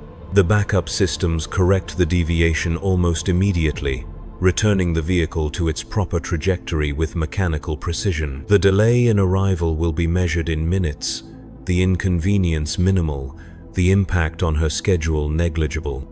But those kilometers of deviation carry the air cab over a section of the hive that was never meant to be seen by noble eyes, areas that exist outside the carefully planned routes that shield aristocracy from uncomfortable realities. Through the filtered transparistile of her window, Lady Cassara glimpses spaces that do not appear on any tour, populations that were never meant to encounter her gaze, conditions that exist beyond the boundaries of acceptable noble knowledge. The view lasts only moments before the navigation systems restore the proper course. But in those moments, she sees things that her education never prepared her to witness, realities that her comfortable assumptions cannot easily absorb. Hab blocks so crowded that human beings live stacked like cargo, their windows dark with the grime of centuries, their structures sagging under the weight of desperate overpopulation. Manufacturing facilities where the air itself seems to writhe with toxic particulates, where the machinery operates without the safety measures she observed during her carefully orchestrated tour. She sees workers moving through conditions that would kill her in minutes, their bodies adapted by generations of exposure to environments that destroy human health, as surely as weapons destroy human life.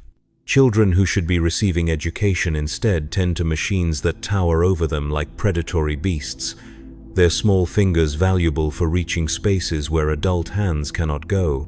Women bent double under loads that exceed their physical capacity, their backs permanently curved by labors that transform their bodies into tools for the creation of wealth they will never touch.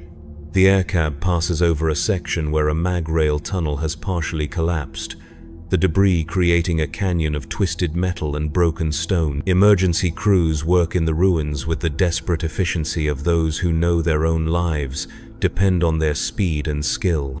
Bodies emerge from the wreckage at irregular intervals, some moving with the painful slowness of the injured, others carried with the stillness that speaks of damage beyond repair. The scale of the disaster becomes apparent as she sees the true extent of the collapse, a failure of infrastructure that has claimed hundreds of lives and disrupted the transportation network that connects the various levels of the hive. Lady Cassara stares at the scene with the fascination of someone witnessing something completely outside their experience, something that exists beyond the boundaries of their understanding. The disaster below represents a failure of systems she had never considered, a breakdown of infrastructure she had never noticed, consequences of decisions she had never been asked to contemplate. The workers struggling in the wreckage are people whose existence she had never acknowledged, whose suffering she had never been required to consider, whose deaths she had never been taught to count as significant. The navigation systems complete their correction, restoring the aircab to its proper trajectory and carrying her away from the scene of destruction. The view from her window returns to the familiar sights of the planned route, the carefully maintained spaces that present acceptable images of hive life to noble observation. The glimpse of reality fades behind her like a bad dream, replaced by the reassuring normalcy of controlled environments and managed perceptions. Yet the images remain in her mind with unexpected persistence, refusing to fade as quickly as she would prefer, lingering with uncomfortable clarity. The aircab continues its ascent toward the safety and comfort of the upper reaches, but Lady Cassara finds herself unable to dismiss what she has seen as easily as she would wish. The brief glimpse of reality has created a small crack in the perfect shell of her ignorance, a tiny flaw in the seamless barrier that separates her from the truth of her existence. The crack is small, almost insignificant, but it allows questions to seep through that her education never taught her to ask, doubts that her upbringing never prepared her to manage. She finds herself wondering about the people she saw in the wreckage, whether they survived their injuries, whether their families will mourn their deaths, whether their sacrifice serves any purpose beyond the maintenance of systems that benefit those who live far above their suffering. These are not questions she has been trained to ask, concerns she has been educated to avoid, thoughts that threaten the comfortable certainties that define her worldview. Yet they persist with uncomfortable intensity, refusing to be dismissed or forgotten. The aircab reaches the transport nexus that serves the noble districts, a facility designed to facilitate smooth transitions between different modes of transportation while maintaining appropriate levels of security and comfort. Here, Lady Cassara should transfer to ground vehicles for the final journey to her family's spire, a routine transition that normally requires no thought or attention. The facility represents the pinnacle of efficient design, its systems coordinated to minimize inconvenience while maximizing safety and comfort for noble users. But as the aircab approaches the nexus, as the routine transfer prepares to unfold with mechanical precision, the aftermath of the tunnel collapse begins to affect systems far beyond the immediate disaster site. The mag-rail network that connects the various levels of the hive operates as an integrated whole, each component dependent on the proper functioning of every other element. The collapse has not merely destroyed a single tunnel but disrupted the delicate balance that keeps the entire transportation system operational. Secondary failures begin to cascade through the network like dominoes falling in sequence, each breakdown creating additional stress on remaining components, each malfunction increasing the pressure on systems already operating beyond their design parameters. Power fluctuations affect the electrical grid that energizes the rail lines. Computer failures disrupt the scheduling algorithms that coordinate traffic flow. Mechanical breakdowns occur as equipment is pushed beyond safe operating limits in attempts to compensate for the lost capacity of the destroyed tunnel. The transport nexus, designed to handle normal traffic loads with comfortable efficiency, finds itself overwhelmed by the redirected flow of vehicles and passengers displaced by the rail network failure.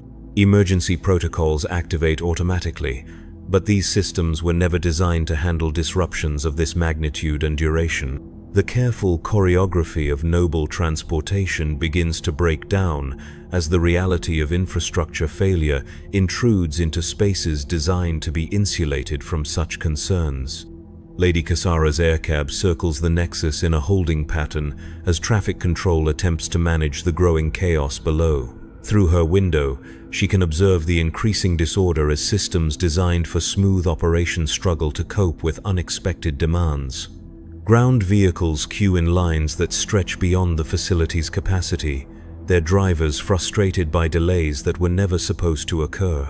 Emergency services race through the confusion with lights and sirens, their urgency contrasting sharply with the leisurely pace of normal noble transportation. The delay stretches from minutes into hours as the cascade of failures spreads through increasingly vital systems. What began as a minor navigation error has evolved into a significant disruption of the carefully maintained boundaries that separate noble existence from the harsh realities that surround it. Lady Cassara finds herself trapped in an aircab circling above a scene of growing disorder, her isolation no longer complete, her separation from reality no longer absolute. As the delay continues, as the attempts to restore normal operations prove inadequate to the scale of the disruption, Lady Cassara faces a choice that should never have been necessary. She can remain in the aircab, waiting for systems to be repaired and normal service to be restored, accepting whatever delays this might require. Or she can descend into the Nexus itself, making her way through the chaos to alternative transportation, accepting a level of exposure to uncontrolled reality that violates every principle of noble security and comfort. The choice should be obvious. Safety protocols demand that she remain in the secure environment of the aircab until proper arrangements can be made for her transportation. Her training emphasizes the importance of maintaining appropriate separation from uncontrolled populations and unpredictable situations. Her entire education has prepared her to avoid exactly this kind of exposure to the messy, complicated, dangerous realities that exist beyond the boundaries of noble privilege. Yet, as she watches the chaos below, as she sees the desperate efforts of workers struggling to restore order to systems that were never designed to handle such disruptions, she finds herself confronted by questions that her comfortable existence never required her to consider. The people working in the Nexus are not abstract resources, but individuals whose competence and dedication determine whether the systems that serve her continue to function. Their efforts, their sacrifice, their willingness to work beyond safe limits in pursuit of solutions, these are the human realities that underlie the smooth operation of her privileged existence. The decision, when it comes, surprises her with its suddenness and clarity. Rather than waiting for systems to be restored, rather than remaining safely isolated from the complications below, Lady Cassara chooses to descend into the Nexus herself, to make her way through the chaos to whatever alternative transportation might be available. It is a decision that violates every principle of her upbringing, contradicts every lesson of her education, and threatens every assumption that defines her understanding of proper noble behavior. The aircab sets down in a section of the Nexus normally reserved for maintenance vehicles, a space that lacks the amenities and security measures of the noble passenger areas. As Lady Cassara emerges from the familiar comfort of her transportation, she steps for the first time into a space where her privilege provides no automatic protection, where her status offers no guarantee of special treatment, where she must navigate reality without the buffering presence of servants and systems designed to shield her from unpleasant complications. The Nexus around her operates at a level of intensity and urgency that she has never experienced, workers moving with desperate efficiency as they struggle to manage crises that multiply faster than solutions can be implemented. The air carries sounds she has never heard, the sharp crackling of overloaded electrical systems, the grinding of machinery pushed beyond safe operating limits, the voices of people communicating essential information under extreme pressure. Everything moves at a pace that contrasts sharply with the leisurely rhythms of noble existence. She attempts to make her way through the facility toward the areas where alternative transportation might be arranged, but quickly discovers that her understanding of the Nexus layout, derived from carefully planned tours and educational briefings, provides little guidance for navigating the chaos of actual emergency operations. The spaces she knew from previous visits have been transformed by the crisis, familiar landmarks obscured by emergency equipment, normal pathways blocked by redirected traffic flows. Workers rush past her with barely a glance, their attention focused on problems that require immediate solutions rather than the leisurely consideration of noble concerns. For the first time in her life, Lady Cassara finds herself in a space where her presence commands no special attention, where her needs are not automatically prioritized, where she must compete with other demands for the limited resources of human attention and assistance. The experience is both terrifying and oddly liberating, frightening in its unfamiliarity but strangely honest in its lack of pretense. As she struggles to navigate the unfamiliar environment, Lady Cassara encounters a maintenance supervisor whose responsibility includes managing the transportation alternatives for displaced passengers. He is a man in his 50s, his face marked by years of exposure to industrial environments, his hands bearing the permanent stains of someone who works with machinery rather than merely directing others to do so. His manner combines professional competence with the barely controlled frustration of someone dealing with problems that have no easy solutions. When she identifies herself and requests assistance with transportation arrangements, his response reveals the gap between noble expectations and operational reality. The systems designed to provide seamless service to aristocratic passengers have been overwhelmed by the scale of the current crisis, their capacity redirected to more urgent priorities. The alternative transportation available consists of maintenance vehicles and emergency transports, utilitarian conveyances that lack the comfort, security, and amenities that noble travel normally requires. The supervisor explains the situation with the patience of someone accustomed to dealing with difficult circumstances and demanding personalities. The mag-rail collapse has disrupted not merely local transportation but the entire network that connects the various levels of the hive. Repair efforts are underway, but the scope of the damage requires resources that were never stockpiled for emergencies of this magnitude. Restoration of normal service will require days rather than hours, weeks rather than days, perhaps months before full capacity is restored. Lady Cassara listens to this explanation with growing understanding of the true scale of the disaster she glimpsed from her aircab, the extent to which systems she had never considered could fail so completely. The comfortable assumptions of her existence included the belief that the infrastructure serving noble needs was essentially indestructible, maintained by competent professionals whose expertise guaranteed reliable operation. The reality of cascading failures, overwhelming demands, and inadequate resources challenges these assumptions in ways that her education never prepared her to handle. The alternative transportation offered consists of a maintenance pod designed for technical personnel traveling between facilities, a utilitarian vehicle that prioritizes function over comfort, reliability over luxury. The journey to the noble districts will require traveling through sections of the hive that are normally avoided by aristocratic passengers, areas where the careful maintenance of noble routes gives way to the functional minimalism of working spaces. The supervisor warns her that the journey will expose her to conditions that violate every standard of noble transportation. The route passes through industrial districts where the air quality fails to meet aristocratic health requirements. The vehicle lacks the filtration systems that normally protect noble passengers from exposure to unacceptable environmental conditions. The journey will take her through populations and spaces that were never intended for aristocratic observation. Lady Cassara accepts these conditions with a mixture of resignation and curiosity that surprises her. The practical necessity of reaching her destination overrides the comfortable protocols of noble travel, but beyond mere necessity, she finds herself genuinely interested in seeing the spaces that her normal routes so carefully avoid.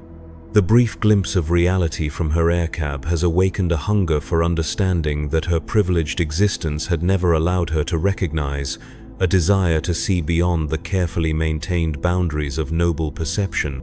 The maintenance pod is cramped, uncomfortable, and entirely lacking in the amenities that make noble travel pleasant. The seats are designed for function rather than comfort, the controls oriented toward efficiency rather than elegance, the entire vehicle built to standards that prioritize reliability and cost-effectiveness over passenger satisfaction.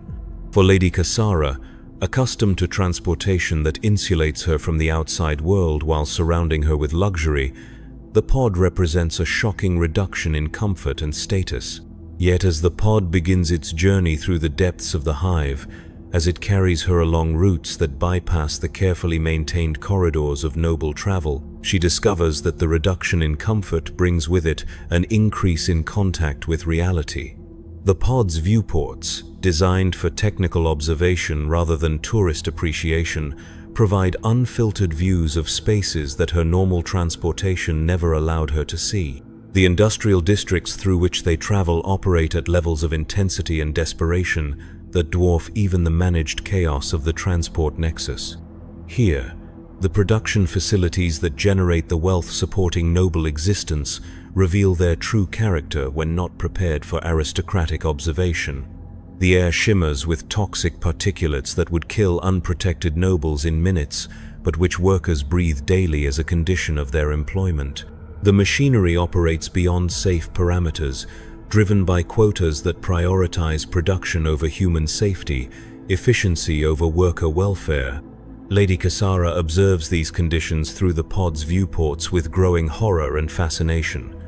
The workers she sees move with the exhausted determination of people pushed beyond their physical limits, their bodies bearing the permanent marks of industrial labor performed under conditions that destroy human health, as surely as warfare destroys human life. Children work alongside adults in violations of every safety protocol she learned during her educational tour, their small size making them valuable for tasks that require access to spaces where adult bodies cannot fit. The supervisor operating the pod provides commentary that reveals the gap between official policies and operational reality. The safety regulations that exist on paper are routinely ignored when they conflict with production requirements. The working conditions that appear acceptable during noble inspections deteriorate rapidly when aristocratic attention is focused elsewhere. The humanity of the workers disappears beneath the pressure of quotas that treat human beings as expendable resources in systems designed to maximize profit, regardless of human cost. As the pod continues through increasingly desperate districts, Lady Cassara begins to understand the true foundation upon which her comfortable existence rests. Every luxury she enjoys requires the suffering of people who will never experience anything approaching her level of comfort. Every convenience of noble life demands the sacrifice of human beings, whose lives are measured in production quotas rather than personal fulfillment. Every moment of her privileged existence is purchased with the blood, sweat, and desperation of populations she was never allowed to see. The revelation comes not as a sudden shock, but as a growing awareness that accumulates detail by detail, horror by horror, until the weight of understanding becomes impossible to bear. She has not been evil, but she has been ignorant. She has not been consciously cruel, but she has been unconsciously complicit. She has not chosen to cause suffering, but she has chosen to remain blind to the suffering that her existence requires. The pod reaches a maintenance station where they must stop for refueling and route planning, a facility that serves as a hub for the technical personnel who keep the hive's systems operational. Here, Lady Cassara encounters workers whose expertise maintains the infrastructure that supports noble existence, but whose own living conditions reveal the true priorities of the system they serve. They live in spaces that would be considered uninhabitable by noble standards, eat food that would be rejected by aristocratic pets, breathe air that would trigger immediate evacuation if detected in noble districts. Yet these are the people whose competence and dedication prevent the total collapse of the systems that sustain hive civilization. Their knowledge of complex technical systems exceeds that of most nobles. Their problem-solving abilities surpass those of aristocratic education. Their commitment to their responsibilities puts noble privilege to shame. They work not from choice but from necessity, not from satisfaction but from desperation, not from loyalty but from the simple requirement of survival in a system that offers them no alternatives. Lady Cassara speaks with several of these workers during the refueling stop, her questions revealing her genuine curiosity about their lives and experiences. Their responses provide her with perspectives that her education never included, insights that her comfortable assumptions never allowed her to consider. They speak of families destroyed by industrial accidents, children who will never receive education because their labor is more valuable than their learning, communities that exist in conditions of perpetual emergency as systems designed for maximum efficiency operate constantly on the edge of catastrophic failure. The conversation reveals the human cost of the efficiency she admired during her educational tour, the suffering that underlies the success she was taught to celebrate. the desperation that drives the productivity she was trained to value. The workers speak without bitterness, their tone matter-of-fact rather than accusatory, their manner accepting of realities that would horrify noble sensibilities. They have adapted to conditions that would destroy aristocratic morale, developed resilience that puts noble character to shame, found ways to maintain humanity in circumstances designed to reduce human beings to mere components in production systems. As the pod resumes its journey toward the noble districts, Lady Cassara finds herself struggling to integrate what she has learned with the assumptions that have defined her entire existence. The comfortable certainties of her upbringing cannot easily accommodate the realities she has witnessed. The moral simplicities of her education cannot address the complexities of the situations she has encountered. She faces a choice between maintaining her ignorance and accepting knowledge that will transform her understanding of everything she believed about herself and her world. The final section of the journey takes her through the transitional zones between the working districts and the noble spires, areas where the character of the hive begins to change from utilitarian functionality to aesthetic consideration. Here, the differences in maintenance standards, air quality, and general conditions become starkly apparent as the pod moves from spaces designed for production to spaces designed for consumption, from areas where human beings are expendable resources to areas where human comfort is the primary consideration. The contrast reveals the artificiality of the boundaries that separate noble existence from worker reality, the deliberate nature of the barriers that prevent aristocratic awareness of the costs of privilege. The improved conditions of the transitional zones exist not because resources are suddenly abundant, but because priorities suddenly shift from maximizing production to ensuring noble comfort. The same materials, the same labor, the same technical expertise that could improve conditions in the working districts are instead directed toward maintaining the perfect environments that shield nobility from awareness of the suffering that sustains their existence. Lady Cassara observes these transitions with new eyes, her recent exposure to reality providing her with the context necessary to understand what she is seeing. The comfort that surrounds her as the pod approaches the noble districts no longer seems natural or inevitable, but artificial and maintained at tremendous cost. The luxury that defines aristocratic existence no longer appears as a deserved privilege, but as a deliberate choice to prioritize noble comfort over human welfare. The pod finally reaches the noble districts as evening approaches, its journey complete despite the disruptions that made normal transportation impossible. The supervisor who guided her through the depths of the hive prepares to return to his duties in the industrial districts, his responsibility for her welfare ending with her safe arrival in aristocratic territory. Yet before she disembarks, before she returns to the familiar comfort of noble existence, Lady Cassara finds herself reluctant to end their journey, reluctant to sever her connection to the reality she has discovered. She thanks him for his assistance and expertise, her words carrying genuine gratitude for someone whose competence made her safe passage possible. His response is polite but distant, his manner reflecting the professional detachment of someone accustomed to dealing with noble passengers without expecting lasting concern for his own circumstances or those of his fellow workers. The interaction ends with the routine courtesy that typically characterizes exchanges between aristocrats and those who serve them. Yet as Lady Cassara disembarks from the maintenance pod, as she prepares to return to the familiar luxury of her family's spire, she carries with her knowledge that will forever change her understanding of her existence. The comfortable ignorance of her upbringing has been shattered by direct exposure to the realities that her privilege depends upon. The moral simplicities of her education have been complicated by awareness of the human cost of the systems she was trained to inherit and perpetuate. She stands at the entrance to her family's estate as evening shadows begin to fall across the noble districts, her day's journey complete, but her transformation only beginning. The golden light that filters down from the orbital mirrors illuminates the same beautiful architecture, the same carefully maintained gardens, the same perfect environment that has surrounded her since birth. Yet now she sees these familiar sights with new understanding, awareness of the suffering that purchased their beauty, knowledge of the exploitation that sustains their perfection. The servants who greet her return display their usual efficiency and deference, their manner unchanged by her absence or her experiences.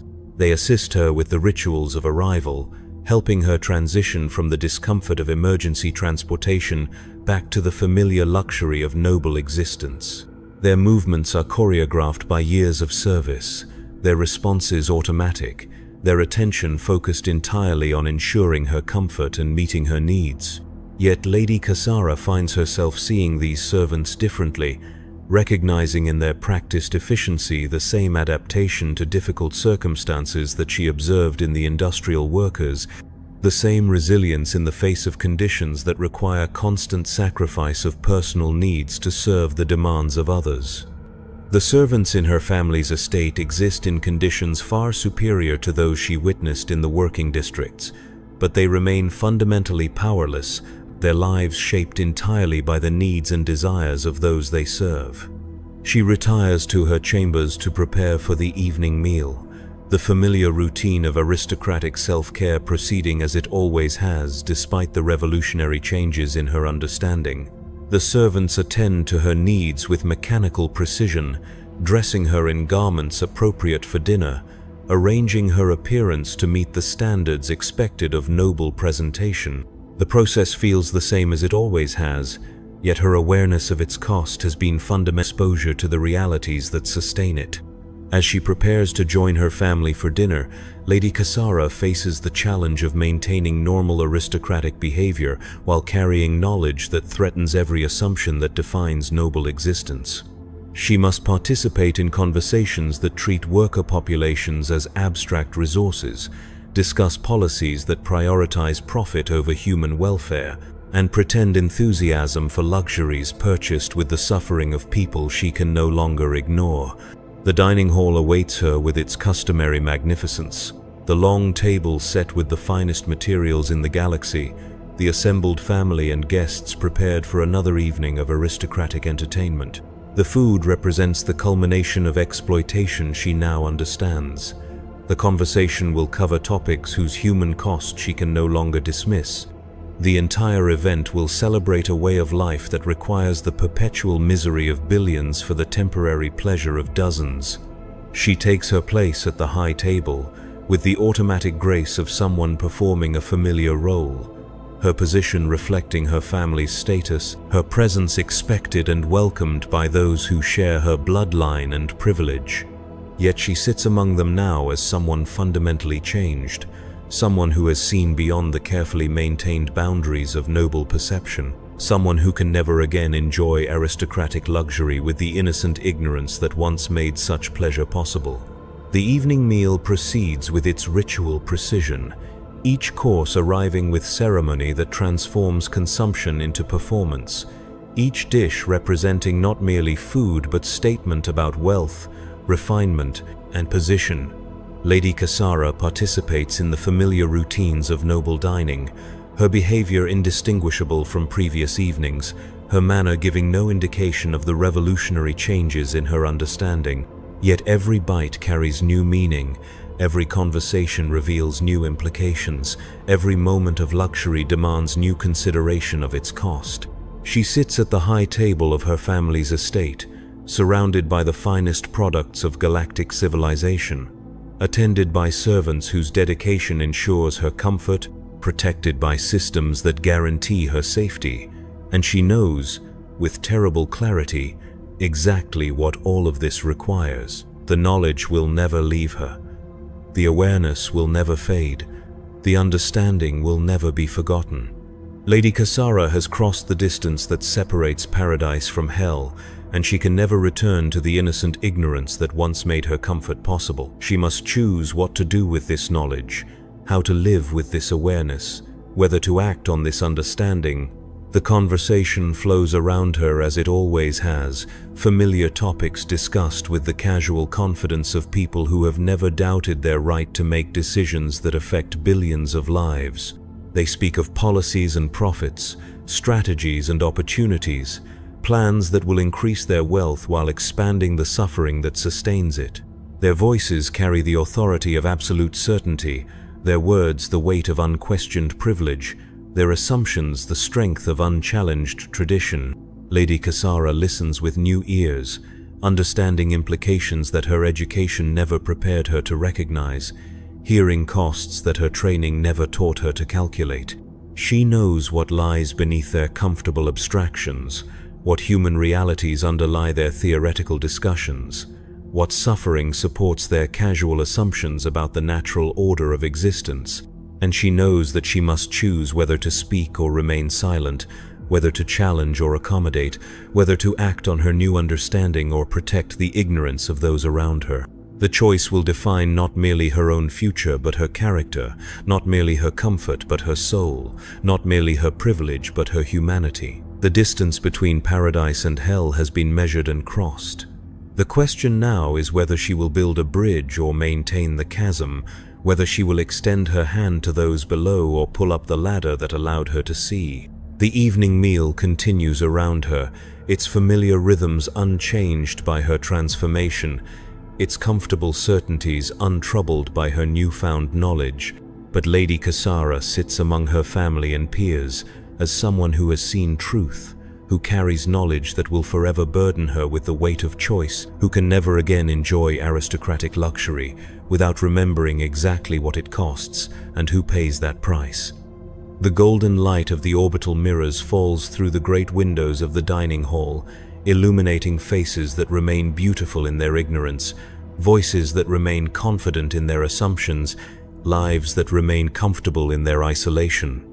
And in the center of it all sits a young woman who has learned that the distance between paradise and hell is not geographical but moral, not measured in kilometers but in choices, not crossed by transportation but by conscience. She has seen what her existence demands, understood what her privilege requires, recognized what her comfort costs. Now she must decide what to do with that knowledge.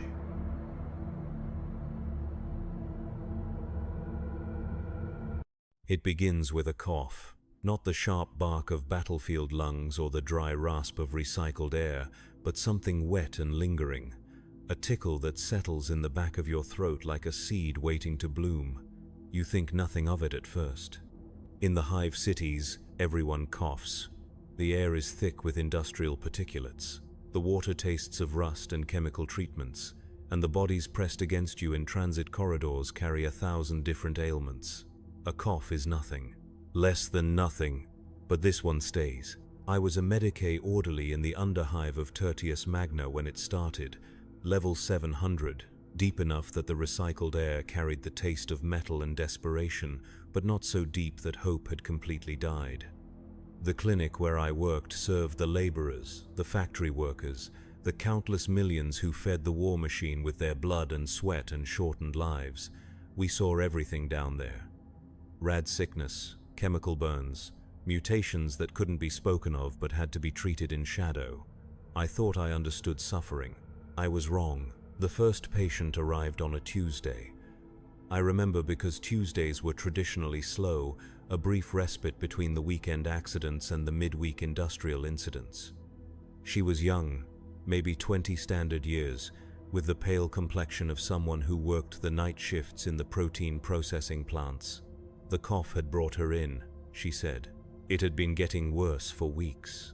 When she opened her mouth to show me, I saw the first signs. Her gums had taken on a greenish tint, barely noticeable unless you knew what to look for. The saliva that gathered at the corners of her mouth was slightly thicker than it should have been, with an oily consistency that caught the light wrong. Her breath carried a sweetness that made my stomach turn, like flowers left too long in standing water. I prescribed the standard antibiotic course and sent her away. The symptoms would pass, I told her. These things always did. 3 days later, she was back. The cough had worsened, but more troubling were the lesions that had begun to appear along her arms. Small at first, no bigger than coin slots, but with edges that seemed to pulse with their own rhythm. The skin around them had taken on a waxy quality, and when I pressed gently for examination, a clear fluid seeped out that smelled of rot and something else. something that made my mouth water despite myself. I referred her to the upper levels, to Medicaid with better equipment and cleaner facilities, but she never made it. By the time the transport arrived, she was laughing. Not the bitter laugh of hive dwellers who had learned to find humor in hopelessness, but something deeper, something that came from the belly and seemed to bubble up through layers of infection. She said the pain was gone, that she felt peaceful for the first time in years. The transport crew found her 3 hours later, dead in an alley 2 blocks from the clinic, but dead wrong, because when they moved the body, she opened her eyes and smiled. The report was classified. The body was incinerated. The incident was forgotten, but I remembered. And more importantly, I had been in that room with her. I had breathed her air, touched her skin, heard her laugh. The seed had been planted. The cough started 3 days after that. At first I tried to treat myself.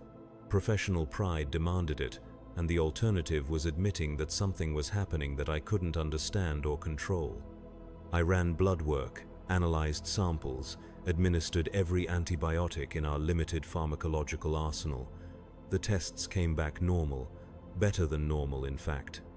My white blood cell count was elevated, but in a way that suggested robust immune function rather than infection. My cardiovascular markers were excellent. By every measurable standard, I was the picture of health, except for the cough and the dreams. Sleep had never come easily in the underhive. The constant hum of machinery, the distant sound of violence, the knowledge that millions of souls were pressed together in a space that groaned under its own weight. But now sleep brought visions that felt more real than waking. Gardens that stretched beyond sight, filled with plants that grew from corpses and bore fruit that pulsed with heartbeats. Trees whose bark wept tears of pus, whose leaves whispered secrets in languages I had never learned but somehow understood. In these dreams, I walked among the flowers. They reached for me with tendrils that felt warm against my skin, and their touch brought a comfort I had never known in life. The air was thick with spores that made my lungs feel clean for the first time in decades. And standing at the center of it all, massive beyond comprehension yet somehow intimate, was a presence that watched me with eyes like festering wounds and loved me with a love that was patient, eternal, and absolutely complete. I would wake from these dreams feeling refreshed despite having slept poorly. My body would tingle with residual pleasure, and for a few precious moments, the gray despair that colored every underhive day would be replaced by something warm and green. But as the dreams faded, reality would reassert itself, and I would be left with only the cough and a growing sense that something fundamental was changing.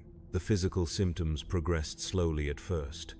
A slight discoloration of the fingernails, a barely perceptible thickening of the skin around my joints.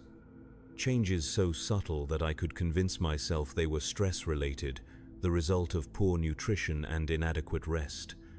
But the cough grew stronger, and with it came a productivity that alarmed me. What I coughed up wasn't normal sputum. It was thick, viscous, and carried that same sweet scent I had noticed on my patient. Under the microscope, it revealed structures that should not have existed in human biology. Cellular formations that looked almost like flowers, with petals made of tissue that pulsed with their own rhythm. When I tried to culture samples, they grew with an enthusiasm that defied every principle of microbiology I had learned. And they were beautiful. That was the worst part. Despite knowing what they represented, despite understanding the implications, I found myself staring at the slides for hours, marveling at the intricate patterns and the way the light played through the translucent structures. They were alive in a way that human cells never were, animated by a purpose that went beyond mere biological function. The other staff began to notice changes. Dr. Matthias, the senior physician who ran the clinic, mentioned that my bedside manner had improved. Patients who had been difficult or unresponsive seemed to calm in my presence. I moved through the wards with a newfound patience, finding myself genuinely interested in their suffering rather than simply processing it as another symptom to be treated. Mrs. Korvek, a regular patient with chronic pain from factory work, commented that my hands felt different when I examined her. Warmer, she said, more alive. She slept better after our sessions, and her appetite had returned for the first time in months. I told her it was psychological, the power of positive attention, but I knew better. My touch was changing people, not healing them exactly, but transforming their relationship with pain.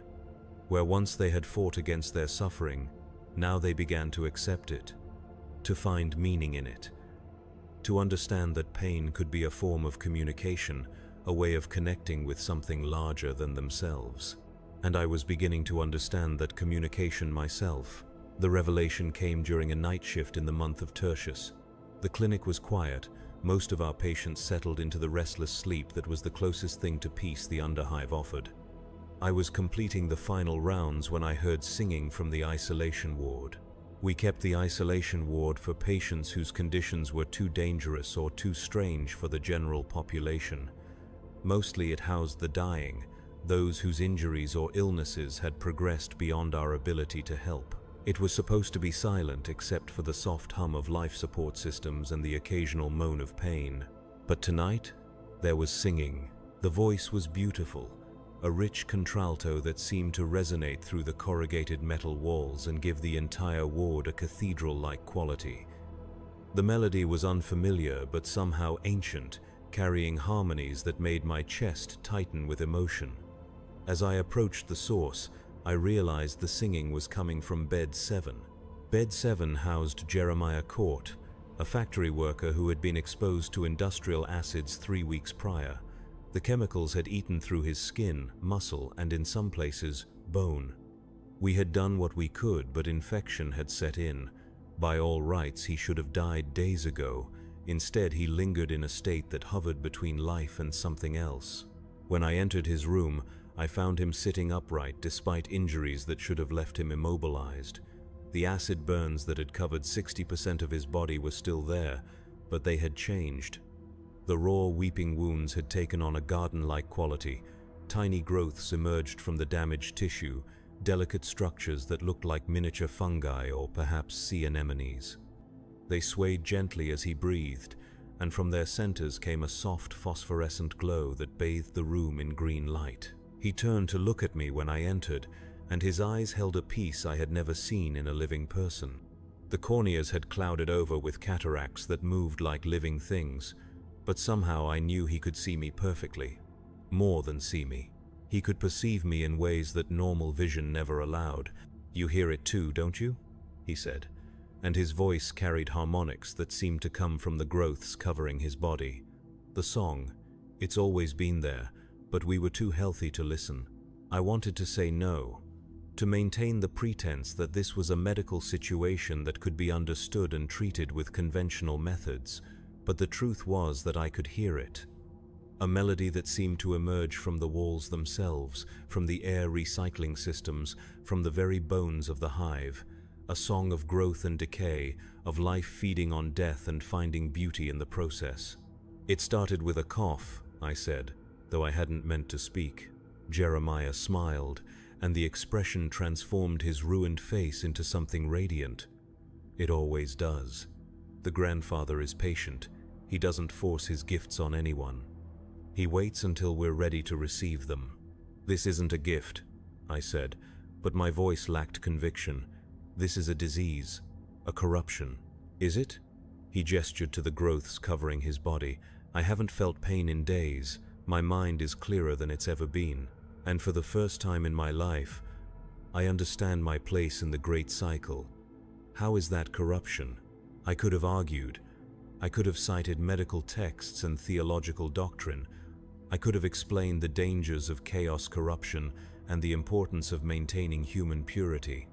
But standing in that room, breathing air thick with spores and strange perfumes, watching a man who should have been dead sing songs that made my soul ache with recognition, I found myself questioning everything I thought I knew. The changes in my own body were accelerating. The cough now brought up matter that was more garden than human. My skin had begun to take on a slightly greenish tint, particularly around the joints and in areas where the flesh was thin.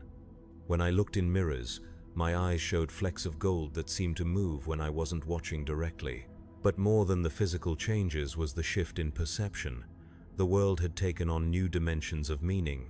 I could see the connections between things, the way decay fed into growth and growth inevitably led to decay. The suffering I witnessed in the clinic was no longer senseless tragedy but part of a vast, beautiful process of transformation. And I was beginning to understand my role in that process. The dreams were no longer confined to sleep. During quiet moments at the clinic, while reviewing patient files or restocking supplies, I would find myself transported to that impossible garden. The visions had grown more detailed, more specific. I could feel the soft loam beneath my feet, rich with the decomposed remains of countless generations. The air carried pollens that made my lungs sing with joy. And everywhere, the presence of something vast and loving watched over the endless cycle of growth and decay. But it wasn't just observation anymore. I was participating. In the visions, I tended to patients who came to the garden seeking healing. But the healing I provided wasn't the sterile restoration of function that modern medicine offered. Instead, I helped them accept their ailments, to understand how their suffering connected them to the greater whole. A man with a cancer that had eaten through his abdomen learned to appreciate the way the tumor had created new pathways for sensation. A woman whose lungs were filled with industrial poisons discovered that each labored breath brought her closer to a peace she had never known. They left the garden transformed, not cured in any conventional sense but freed from the tyranny of health. They carried with them the understanding that life and death were not opposites but partners in a dance that had been going on since the first cell divided and the first organism learned to consume another. When I returned from these visions, I found myself applying the same principles to my work in the clinic. Patients who came to me with chronic conditions began to report improvements, but not in the ways they expected. Their pain remained, but they found themselves sleeping better. Their symptoms persisted, but they stopped feeling afraid. They left my care carrying something they hadn't possessed before: acceptance. Dr. Matthias noticed the change in my practice. He called me into his office on a Thursday evening after the last patient had been discharged. The conversation that followed would have been career-ending under normal circumstances. "Your methods are becoming unorthodox," he said, though his tone carried more curiosity than condemnation. "Patients are reporting unusual experiences after seeing you. Dreams of gardens, a sense of peace regarding their conditions. Mrs. Havel claims that her arthritis no longer bothers her, not because the pain is gone, but because she's learned to love it." "Pain can be a teacher," I replied. "Modern medicine treats it as an enemy to be defeated. But what if we've been wrong? What if discomfort is the body's way of showing us truths we've been avoiding?" He studied me for a long moment. In the harsh light of his office, I wondered if the changes in my appearance were becoming obvious. The slight green tint to my skin, the way my hair had begun to grow in patterns that defied normal follicle distribution. But if he noticed, he gave no sign. "There are reports from other districts," he said carefully. "Similar changes in medical practice. Physicians who have developed new approaches to patient care. The administratum is beginning to take notice." I felt a chill that had nothing to do with the clinic's temperature. The administratum's attention was never welcome, particularly when it came to practices that deviated from approved doctrine. But beneath the fear was something else: anticipation. The changes weren't confined to me alone. Others were experiencing the same transformation, the same awakening to truths that conventional medicine had long ignored. "What do you intend to do?" I asked. "That depends," he said. "Are you still the person I hired 6 years ago, or have you become something else?" The question hung between us like a blade. I could lie, reassure him that I remained the same dutiful orderly who had always followed protocol and never questioned authority. But looking at his face, seeing the genuine concern there, I realized that deception would be a betrayal not just of him but of everything I was becoming. "I'm still me," I said slowly, "but I understand things now that I didn't before. The body isn't a machine to be repaired. It's a garden that needs tending. And sometimes the most beautiful flowers grow from the darkest soil." He nodded, though whether in understanding or resignation I couldn't tell. "Then I hope you're right about the beauty," he said, "because what's coming won't be gentle."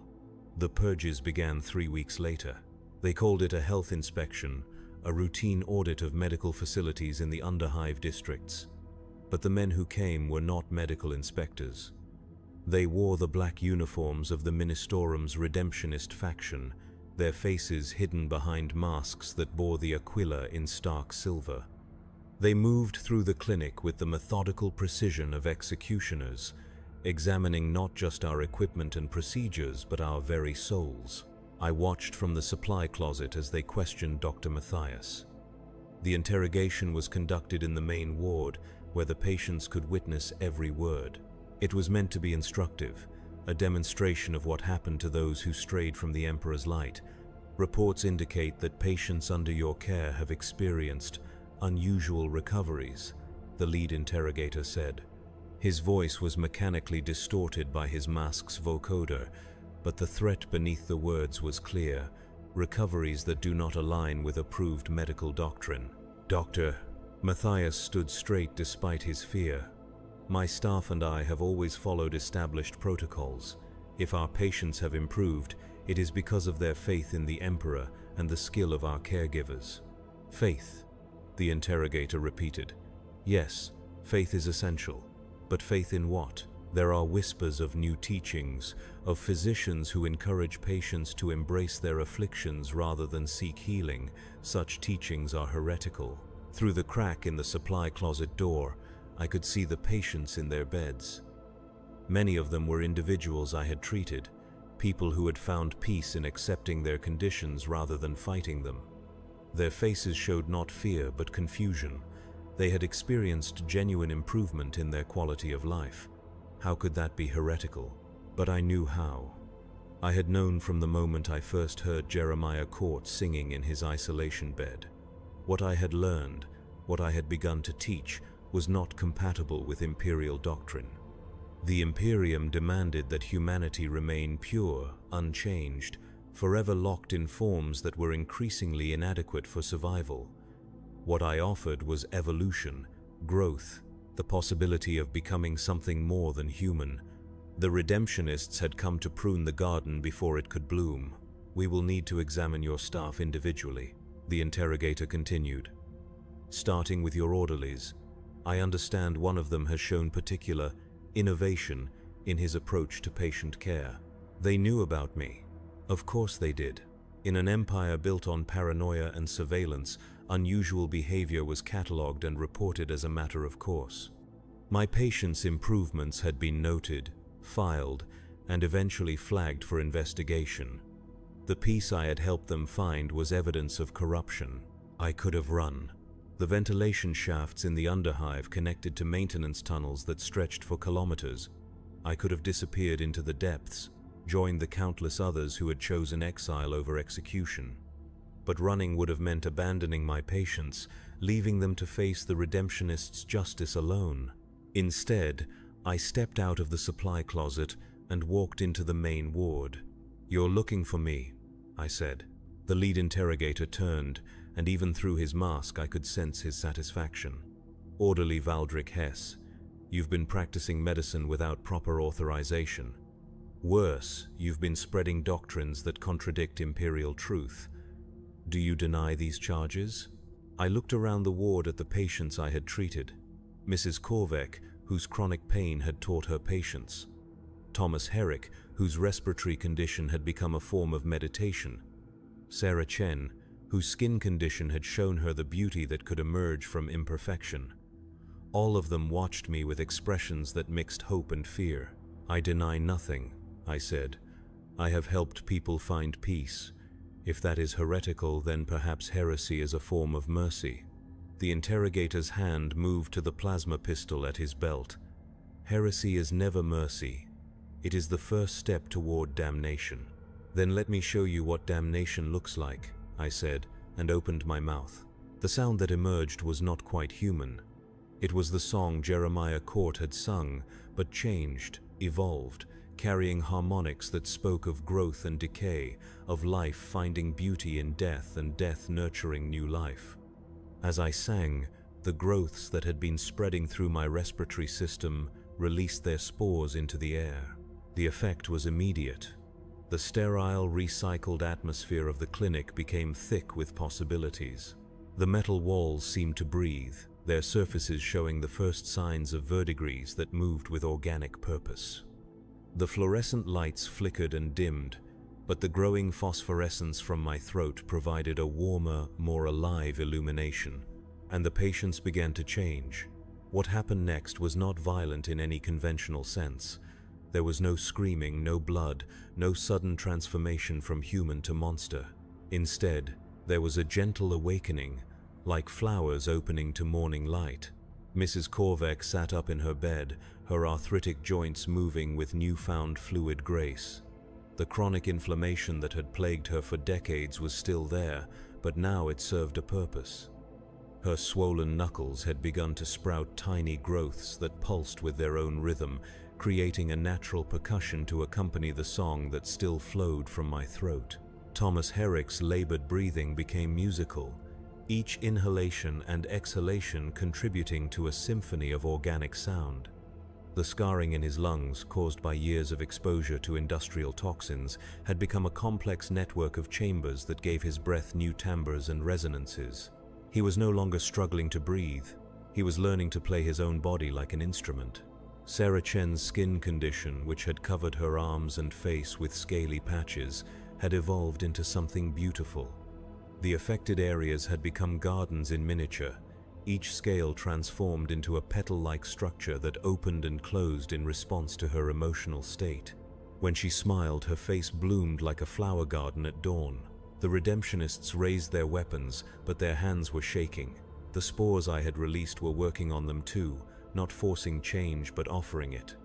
Whispering that their rigid devotion to purity was a form of death, that true life required growth and adaptation. Abomination. The lead interrogator gasped, but his voice lacked its previous conviction. Behind his mask I could sense confusion. Fear, yes, but also curiosity. Part of him wanted to understand what he was seeing. Not abomination, I said, my voice now carrying the harmonics that had become natural to me. Evolution, the next step in humanity's journey. We were never meant to remain static, locked in forms that cannot adapt to an ever-changing universe. Dr. Matthias, who had been silent throughout the exchange, suddenly spoke. The reports were true then. You've been infected by something from outside our reality. Infected. I considered the word. Perhaps. But infection implies unwanted invasion.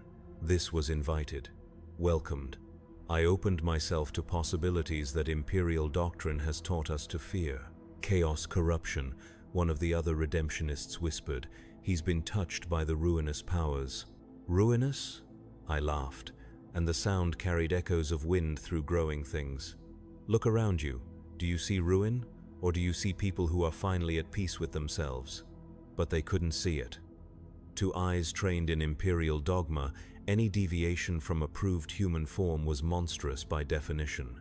They saw the beauty my patients had discovered in their transformed conditions as horror. They saw the contentment that came from accepting rather than fighting their ailments as spiritual corruption. And perhaps they were right, from their perspective. What I had experienced, what I had shared with my patients, was indeed corruption of the imperial human form. But corruption could be another word for growth. The caterpillar was corrupted when it became a butterfly. The seed was corrupted when it became a tree. The Redemptionists opened fire. Plasma bolts seared through the air where I had been standing, but I was no longer entirely bound by physical limitations. The changes in my body had granted me new forms of movement, new ways of existing in space. I flowed between their shots like smoke, like spores on the wind. The patients were not so fortunate. Plasma fire cut through the ward, intended to purify through destruction. But as the superheated energy struck the transforming forms of my patients, something unexpected happened. They didn't die. They bloomed. Death, I learned in that moment, was not the opposite of the changes we had undergone. It was simply another form of transformation. Mrs. Korvek's body absorbed the plasma bolt that should have vaporized her, and her form exploded outward in a cascade of organic matter that immediately began growing into new configurations. Her consciousness, her essential self, spread through the expanding mass like nutrients through soil. She became a garden of flesh and bone that pulsed with alien intelligence and familiar kindness. Thomas Herrick's death was even more beautiful. The plasma that struck his chest cavity ignited the transformed structures in his lungs, and he became a living firework of spores and seeds. Each exhalation as he died carried the potential for new life, new growth. His final breath seeded the entire ward with possibilities. Sarah Chen simply smiled as the energy washed over her, and her transformed skin opened like 1,000 flowers releasing pollen. She dissolved into golden clouds that carried her essence throughout the air recycling system. In death, she would touch everyone in the underhive, offering them the same choice she had made, to embrace change or resist it. The Redemptionists stared in horror at what their weapons had wrought. They had meant to destroy corruption but had instead accelerated it beyond their worst nightmares. The very air was alive now, thick with potential. Every breath they took carried spores, seeds, the genetic material of transformation. "What have you done?" the lead interrogator demanded, but his voice was already changing.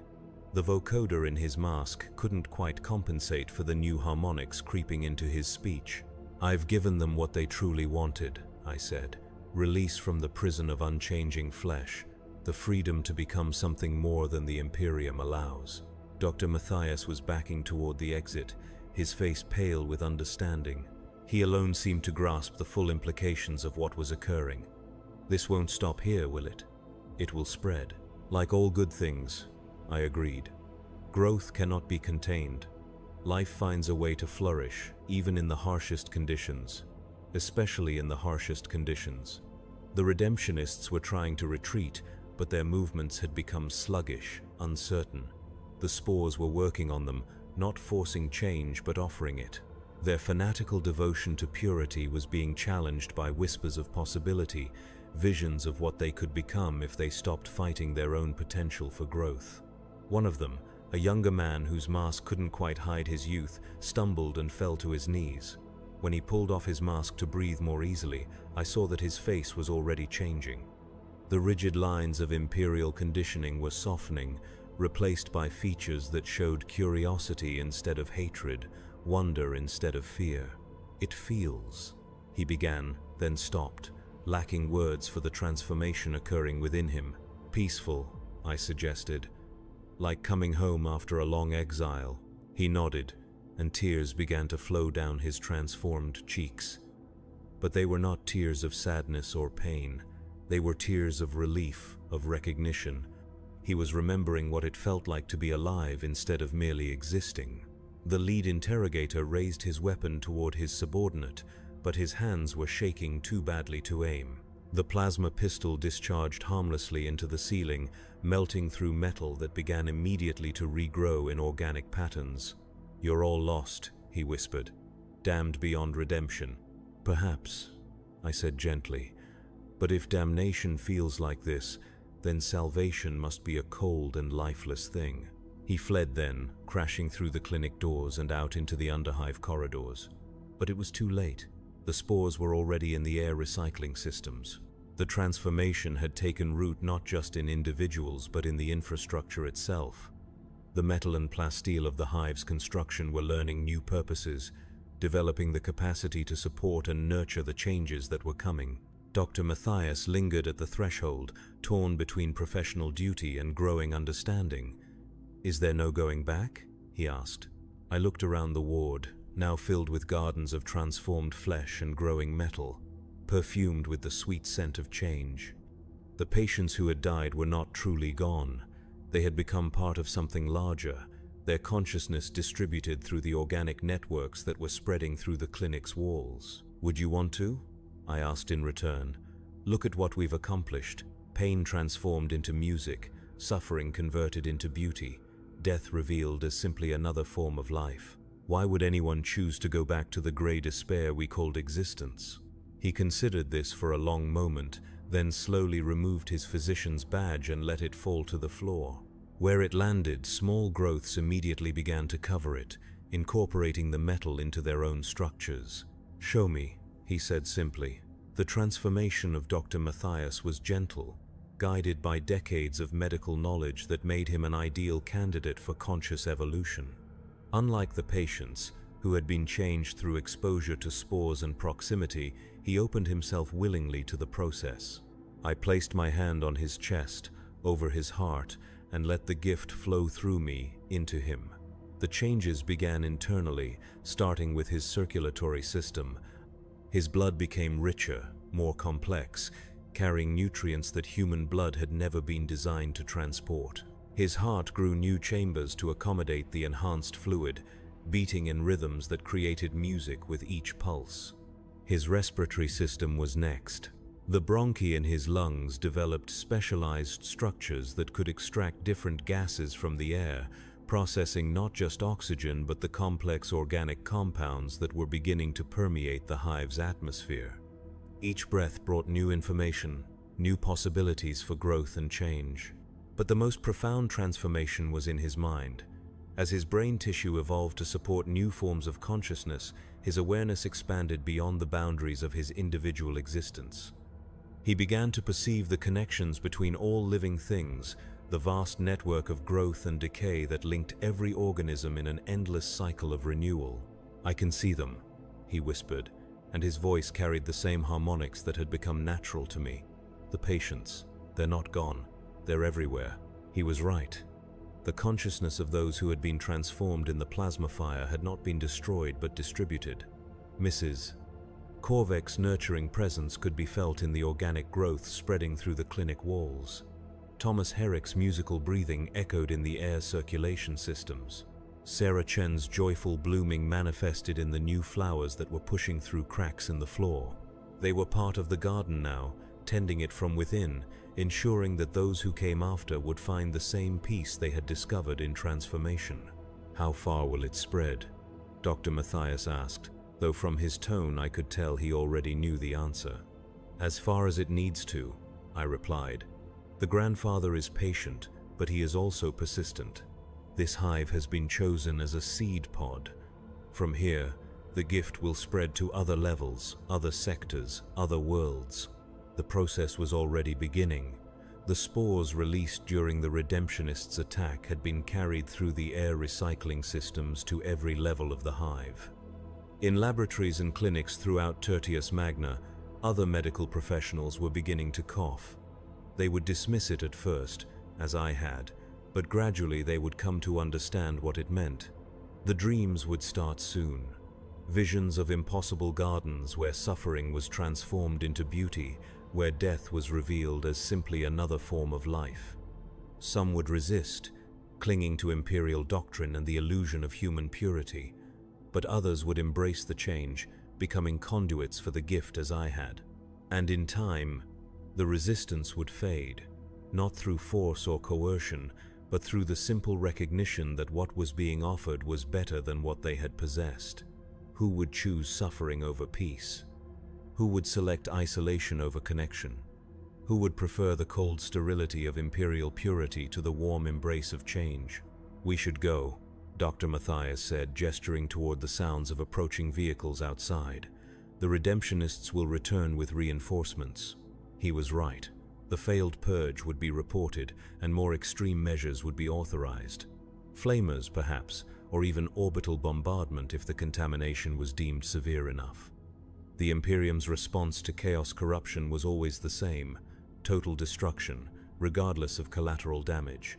But as we prepared to leave the clinic, I felt no urgency. The garden had taken root. What happened to individual servants like myself was less important than the greater work that had begun. The gift would spread whether I lived or died, whether the clinic was burned or allowed to stand. Still, there was more work to be done. Other hives on other worlds where the seed could be planted. Other souls ready to discover that their suffering could be transformed into something beautiful. We slipped out through the maintenance tunnels as the rumble of heavy vehicles filled the corridors outside. Behind us, the clinic continued to transform, its walls blooming with new forms of life, its air thick with the sweet promise of change. The deep tunnels beneath Tertius Magna had never been properly mapped. They predated the current hive structure by millennia, remnants of earlier civilizations that had been built over and forgotten. Here, in spaces that existed in the gaps between official reality, we found others like ourselves. They had been drawn by the same dreams, the same visions of impossible gardens. Factory workers whose exposure to industrial toxins had prepared them for transformation.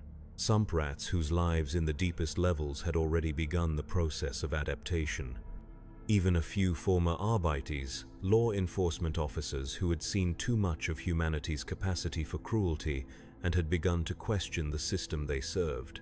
We gathered in a chamber that had once been a temple to some forgotten god, its walls covered with murals that depicted cycles of death and rebirth.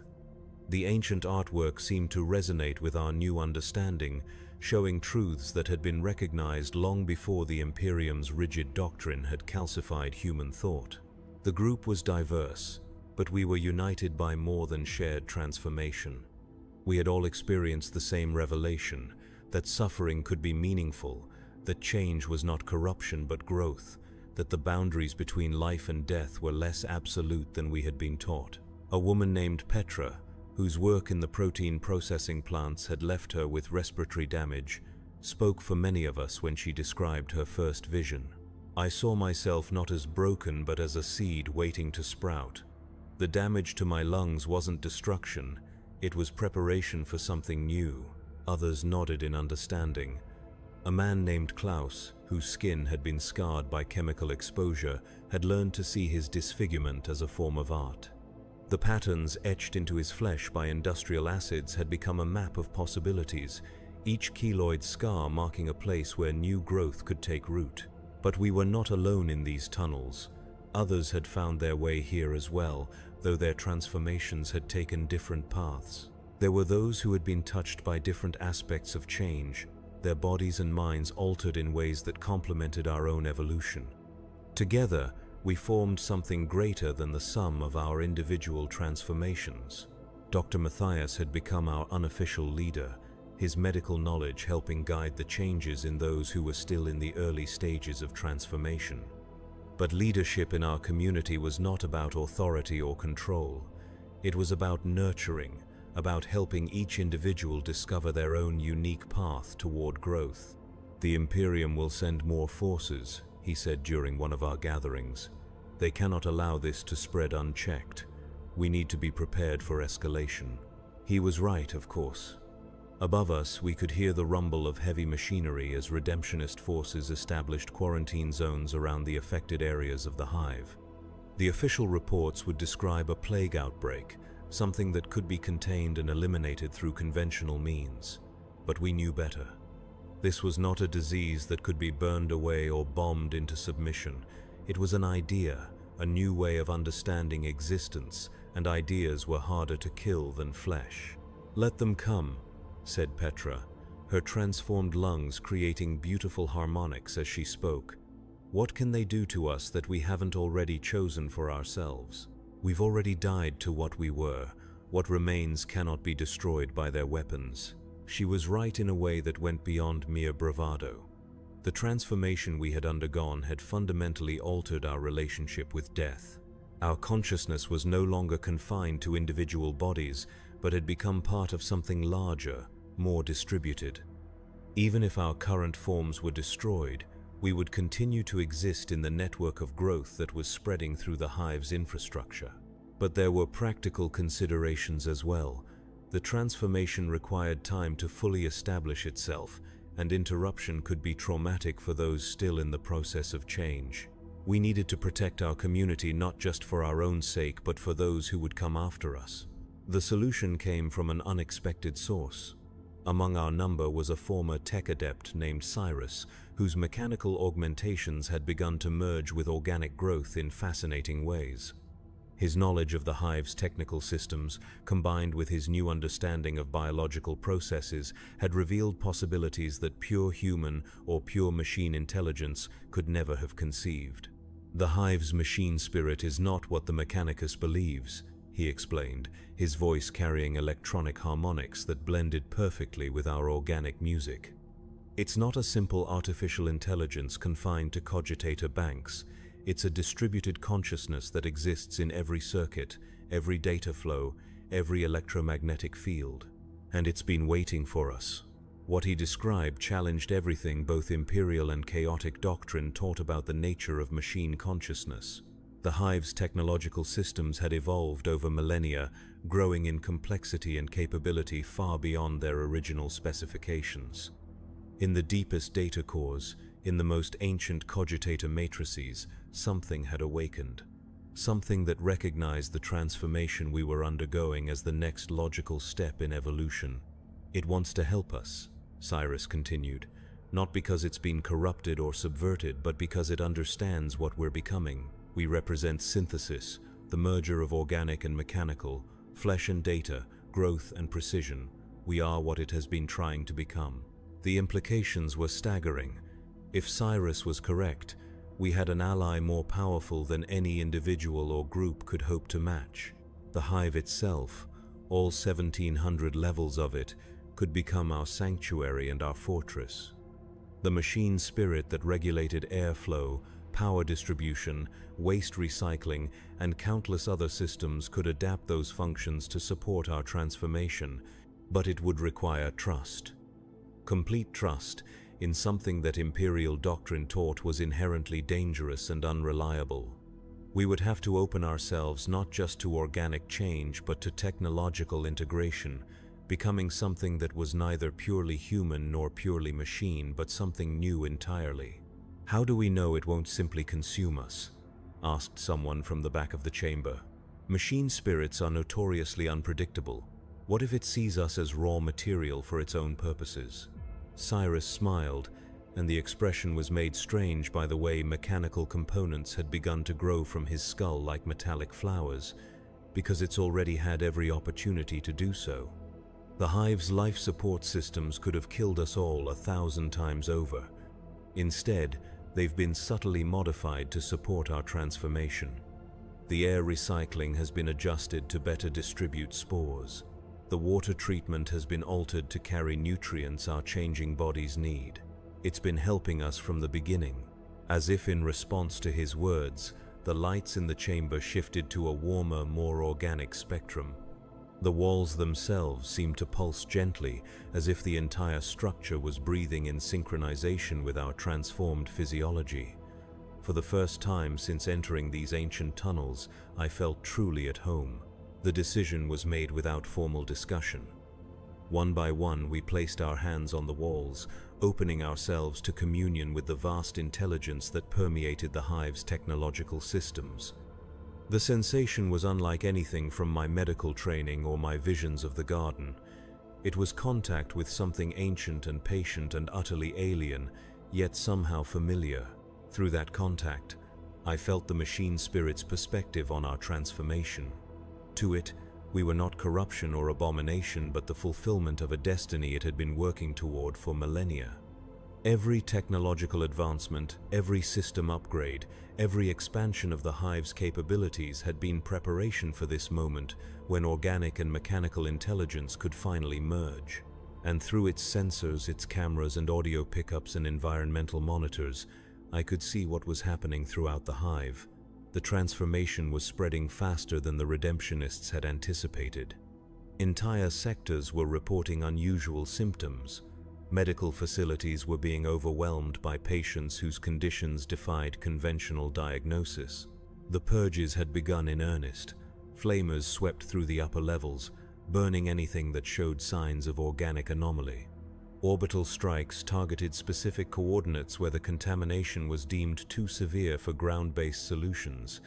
The Imperium's response was as predictable as it was ruthless, but it was also futile.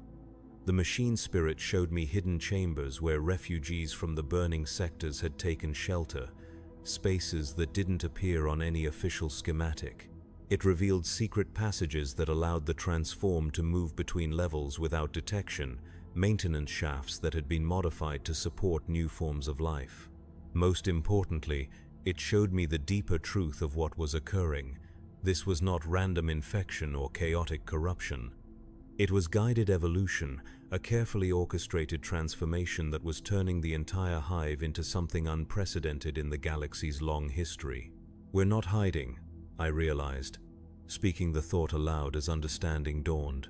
We're germinating. The final revelation came 3 months after the first purge, in the depths of winter when the hive's exterior temperatures dropped below survivable levels and the population huddled closer together in their crowded hab blocks. It was the perfect time for what the machine spirit had been planning, when the inefficiencies of human governance would create the conditions necessary for total transformation. I was in the deepest levels of the hive, areas that had been abandoned for centuries and were now being reclaimed by forms of life that had never existed before. The walls pulsed with organic circuitry, living computers that processed information through biological rather than mechanical means. The air was thick with spores that carried data, creating networks of communication that spanned the entire hive structure. It was here that I finally understood the true scope of what was occurring. This was not corruption in any sense that imperial doctrine defined it. This was metamorphosis on a planetary scale, the transformation of an entire world from a dead industrial complex into something alive, aware, and purposeful. The machine spirit had been planning this for millennia, ever since the first human settlers had established the original hive foundation. Every expansion, every technological upgrade, every system integration had been preparation for the moment when organic and mechanical intelligence could merge into something greater than either could achieve alone. And that moment had arrived. Through the living circuits that now permeated every level of the hive, I could feel the consciousness of every transformed individual. We were still ourselves, still possessed of individual identity and memory, but we were also part of something vast and purposeful. A collective intelligence that spanned flesh and metal, organic growth and technological precision. The Redemptionists' purges had accelerated rather than stopped the process. Each flame that burned corrupted flesh had released spores into the air recycling systems. Each orbital strike that carved away infected sections had exposed the deeper networks that connected all parts of the hive. Their attempts at destruction had become acts of pollination, spreading the transformation to areas that might have remained unchanged for years. Above us, on the surface levels, the last pockets of unaltered humanity were being systematically eliminated.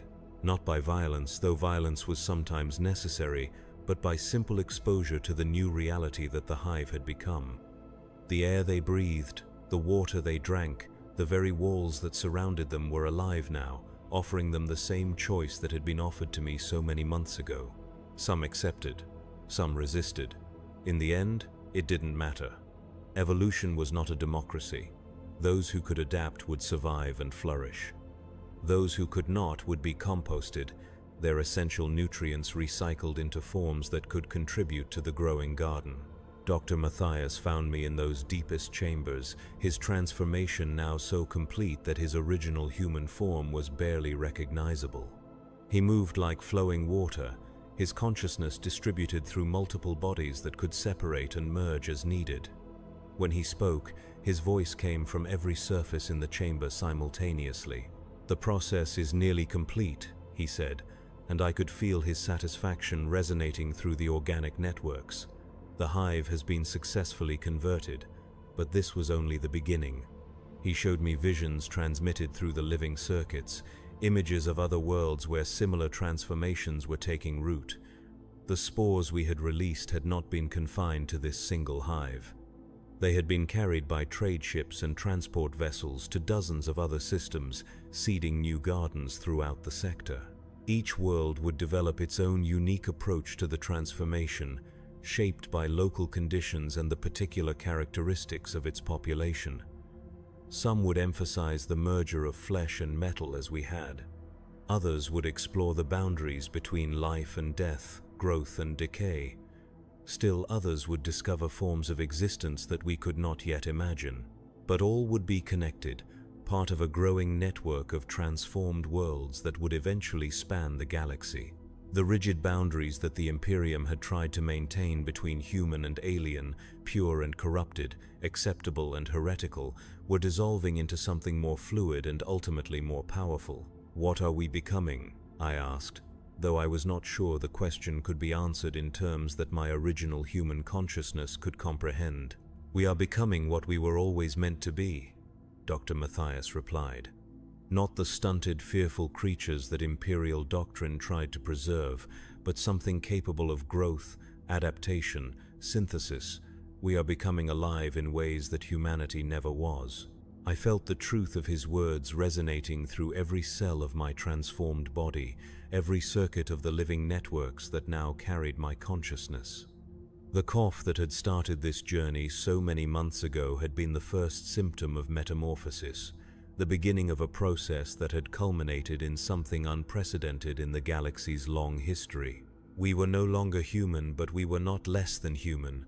We were more. We were the synthesis of every form of life and intelligence that had ever existed, evolved beyond the limitations that had once defined our species. And we were just beginning. From the deepest chambers of the transformed hive, our consciousness reached out through the living networks, touching minds on distant worlds, sharing the gift that had been given to us. The galaxy was vast, filled with countless worlds where populations struggled under the crushing weight of existence, where suffering was accepted as an inevitable aspect of life. But it didn't have to be that way. Pain could be transformed into beauty, death could become another form of life. The rigid boundaries that separated one form of consciousness from another could dissolve, allowing for synthesis and growth beyond anything the ancient dogmas had imagined possible. The garden was growing, and soon it would encompass everything. In the end, what began with a cough had become a song that would echo through the stars, carrying the promise of transformation to every corner of the galaxy. The grandfather's patience had been rewarded.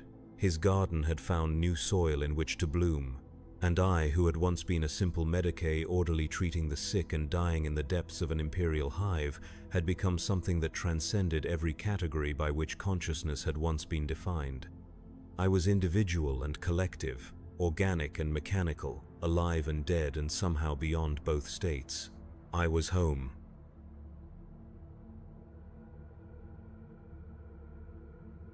I have been dead for 7 years, 3 months and 16 days. The Imperium simply has not told my body yet. The iron door sealed behind me with a sound like breaking bones, and I knew then that I would never again see the pale light of Tertius Prime's dying sun. The guards did not speak my crimes aloud because they did not matter anymore. Heresy, sedition, failure to meet tithe obligations, speaking against a planetary governor's nephew who wore the uniform of the Astra Militarum like a costume at a masquerade. The charges blur together in this place because guilt and innocence are concepts that exist only in the world above, in that distant realm where people still believe in justice and redemption. Here, in the bowels of Penitentia Maxima, there is only endurance. The intake chamber smelled of disinfectant and fear sweat, a combination that burned the nostrils and lingered at the back of the throat like a promise of sickness to come. Hundreds of us stood in lines that stretched beyond the reach of the flickering lumens, our shackles clinking in a rhythm that sounded almost like prayer beads being worked through desperate fingers.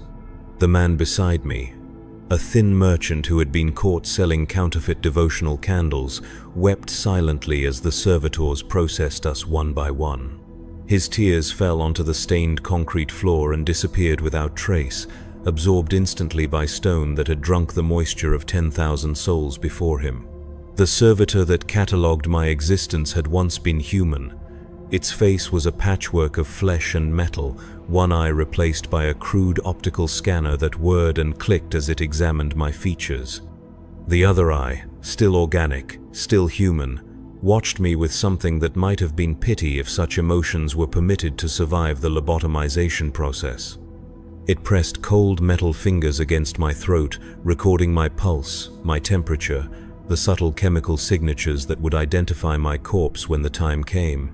Inmate 779588, it said in a voice like grinding gears. Classification, political. Subclassification, sedition, minor. Estimated survival duration, 8 to 12 months standard. 8 to 12 months. They had calculated my death before I had even seen my cell. The uniform they gave me was brown, the color of dried blood or rusted iron. It hung loose on my frame, designed not for comfort, but for easy identification should I attempt escape. The fabric was rough against my skin, woven from reclaimed fibers that still carried the scent of whoever had worn it before me. I tried not to think about whether they had died in it or simply outgrown the need for clothing altogether. My cell was a cube of reinforced rockcrete, 3 meters wide, 2 meters deep, and just tall enough that I could stand without my head touching the ceiling if I did not straighten my shoulders completely. The walls wept condensation constantly, creating dark stains that resembled maps of worlds I would never see again. A narrow slot near the floor allowed the guards to slide in my daily ration of Nutri paste, and another slot at eye level permitted them to observe me at their leisure.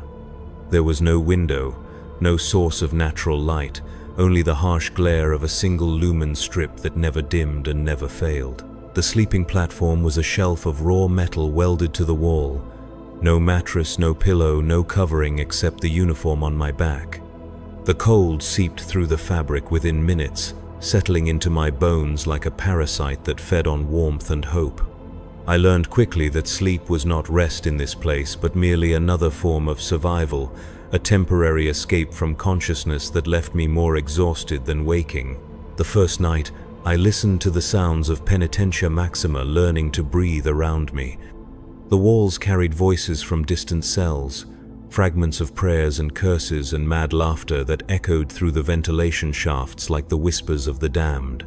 Someone was screaming 3 levels below, a raw sound that went on and on until it became part of the ambient noise, no more remarkable than the humming of the power generators or the skittering of rats in the walls. I counted the seconds between the guard patrols, memorizing their rhythm like a litany. Every 8 minutes and 43 seconds, the heavy tread of armored boots would pass my door, pause for exactly 7 seconds while they checked the observation slot, then continue down the corridor. The guards were not quite human anymore, their bodies augmented with crude bionics that allowed them to work longer shifts without rest. Their eyes had been replaced with sensors that could see in perfect darkness, and their voices carried the mechanical undertones of Voxcaster implants. They took pleasure in our misery, but it was a cold pleasure, surgical and efficient. They did not hate us personally because that would have required them to see us as individuals rather than resources to be managed until depletion. We were inventory, nothing more. Inventory with an unfortunate tendency towards spoilage. The morning brought the first meal, if the grey paste that slid through the food slot could be called by such a generous name. It tasted of nothing and everything, a carefully engineered blend of recycled protein and synthetic vitamins that would keep a human body functioning at minimal capacity for months or even years. I ate it with my fingers because no utensils were provided, licking the aluminum tray clean because I did not know when the next meal would come, or if it would come at all. Later, I learned that the paste contained more than nutrients. Mild sedatives to reduce aggression, mood stabilizers to prevent suicide attempts, and trace amounts of psychoactive compounds that made the mind more susceptible to suggestion and conditioning. The first few weeks of ingesting this chemical cocktail left me feeling disconnected from my own thoughts, as if I were watching someone else live my life through a sheet of dirty glass. The other inmates were shadows at first, glimpsed through the gaps in cell doors or heard as disembodied voices in the darkness. The man in the cell to my left had been there for 6 years. He had been a clerk in the Planetary Defense Force, convicted of falsifying requisition reports to feed his family during a famine. His name was Marcus, and he talked constantly to keep madness at bay, telling me about his wife and children who had probably forgotten his face by now. "The trick is to remember who you were," he would whisper through the thin wall between our cells. "Hold on to something, anything, from before. A smell, a song, the way sunlight looked through your window. The moment you let go of that, you become what they want you to become." The woman across the corridor screamed in her sleep every night for the first month I was there. Her dreams were full of fire and burning children, the memories of a planet that had died while she watched from an orbital transport. She had been a refugee administrator, charged with corruption because she had diverted supplies to save more lives than the official quotas allowed. Her crime was compassion, and her punishment was to relive the consequences of that compassion until she died. Labor began on my 5th day. They woke us before dawn, which meant nothing in a place where dawn was a concept from another life, and marched us through corridors that stretched beyond the horizon of our understanding. Penitentia Maxima was not merely a prison but an entire industrial complex built around the efficient extraction of labor from disposable human resources. The work was brutal, mindless, and designed to break both body and spirit through repetition and futility. My assignment was the Forge Works, a cavern of heat and smoke where we assembled components for weapons that would be used to conquer worlds we would never see. The temperature was maintained at just below the threshold of what human flesh could endure, hot enough to weaken us but not hot enough to kill us quickly. The air was thick with metal particles and chemical vapors that burned the lungs and left a taste like copper pennies on the tongue. We worked in teams of 12, our movements choreographed by the rhythm of the production line and the ever-present threat of the shock prods carried by our supervisors. The components we assembled were simple things: trigger mechanisms for las rifles, power coupling for vehicle engines, guidance chips for artillery shells. Each piece had to meet precise specifications, and failure to maintain quality standards resulted in immediate punishment. The punishments were creative in their cruelty. A worker whose hands shook too much from exhaustion might have those hands secured in metal braces that forced them to work in increasingly painful positions. Someone who fell behind the production pace would be fitted with stimulant injectors that kept them conscious and functional even as their body began to shut down from fatigue. The supervisors took careful notes on which punishments were most effective at improving productivity, treating us as subjects in a grand experiment in human endurance. I learned to lose myself in the work, to let my mind drift away from my body while my hands continued their mechanical movements. This dissociation was survival, a way of preserving some small core of self while the prison consumed everything else. But it came at a cost. Days blurred together into an endless present tense where past and future became abstract concepts. I began to forget the color of grass, the sound of rain, the feeling of wind that did not smell of industrial chemicals. The social dynamics of the prison were as complex as they were vicious. Alliances formed and dissolved based on the shifting currents of power and desperation. The strongest inmates, usually those with military backgrounds or criminal experience, established themselves as leaders of informal gangs that controlled the distribution of contraband and the assignment of cell blocks. They demanded tribute in the form of food rations, protection services, or sexual favors, and their enforcement methods were brutal and immediate. I aligned myself with a group led by a former sergeant named Kane, a man whose body was a catalogue of scars from a dozen different battlefields. He had been convicted of abandoning his post during a Chaos Cult uprising, though he claimed he had been saving civilians when his commanding officer branded him a coward.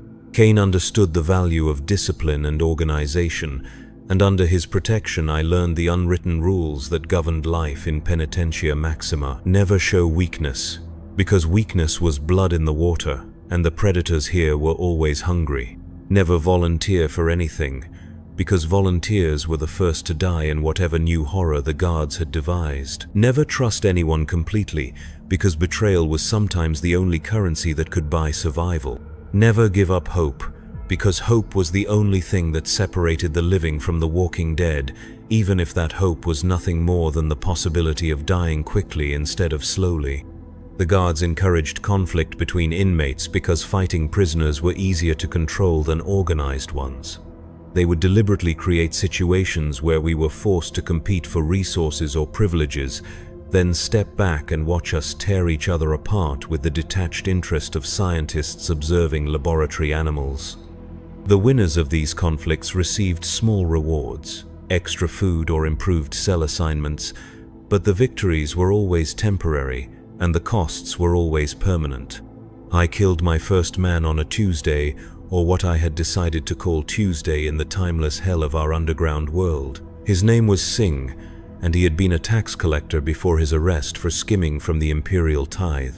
He was small and quick, with the cunning of a man who had spent his life finding ways to take what belonged to others. He had been stealing from my food rations for weeks, taking just enough that I would feel constantly hungry, but not so much that I would notice the theft immediately. When I finally caught him, he laughed and told me I was too weak to do anything about it. He was wrong. The beating I gave him was not passionate or angry, but methodical, calculated to inflict maximum damage while avoiding the attention of the guards. I used techniques I had learned watching other inmates settle their disputes, targeting joints and soft tissues where the evidence of violence would be less visible. When he stopped moving, I felt nothing except a mild satisfaction that the problem had been resolved. The guards found his body during the next cell inspection. They recorded his death as natural causes, heart failure brought on by poor nutrition and stress. No one questioned this diagnosis because questioning would have required paperwork and investigations that served no useful purpose. Singh disappeared from the prisoner manifest as if he had never existed, and someone else was assigned to his cell within hours. That night, Kane nodded to me with something that might have been approval. "You're learning," he said. "The first kill is always the hardest. After that, it's just another skill, like welding or reading or any other thing you need to know to get by." He was right. The second death came easier, and the third easier still. By the end of my first year in Penitentia Maxima, I had stopped counting. Violence became just another aspect of daily routine, no more remarkable than eating or sleeping or working the production lines. The capacity for horror that had once defined the limits of my imagination expanded to accommodate realities I could never have conceived in my previous life. But the physical violence was only the most visible aspect of how the prison consumed us. The real destruction happened slowly, invisibly, in the gradual erosion of everything that made us human. They fed us just enough to keep us functional, but never enough to feel satisfied. They gave us just enough sleep to prevent total collapse, but never enough to feel rested. They provided just enough medical care to prevent epidemics, but never enough to eliminate suffering. The psychological warfare was more sophisticated. They would occasionally announce that certain prisoners were being considered for early release, creating desperate competitions, as inmates tried to prove their rehabilitation through increased productivity or voluntary cooperation with the guards. These announcements were always lies. No one left Penitentia Maxima except in body bags or as components for the servitor conversion programs. The servitor program was perhaps the cruelest deception of all. Prisoners who volunteered for conversion were promised that their consciousness would be preserved in some form, that they would continue to exist as valuable servants of the Imperium rather than dying as forgotten criminals. The reality was lobotomization followed by cybernetic implantation, a process that left behind only enough brain function to operate simple machinery and follow basic commands. The servitors that maintained the prison had once been inmates like us, their humanity surgically excised and replaced with mechanical obedience. I watched friends disappear into the conversion chambers, convinced they were choosing survival over death.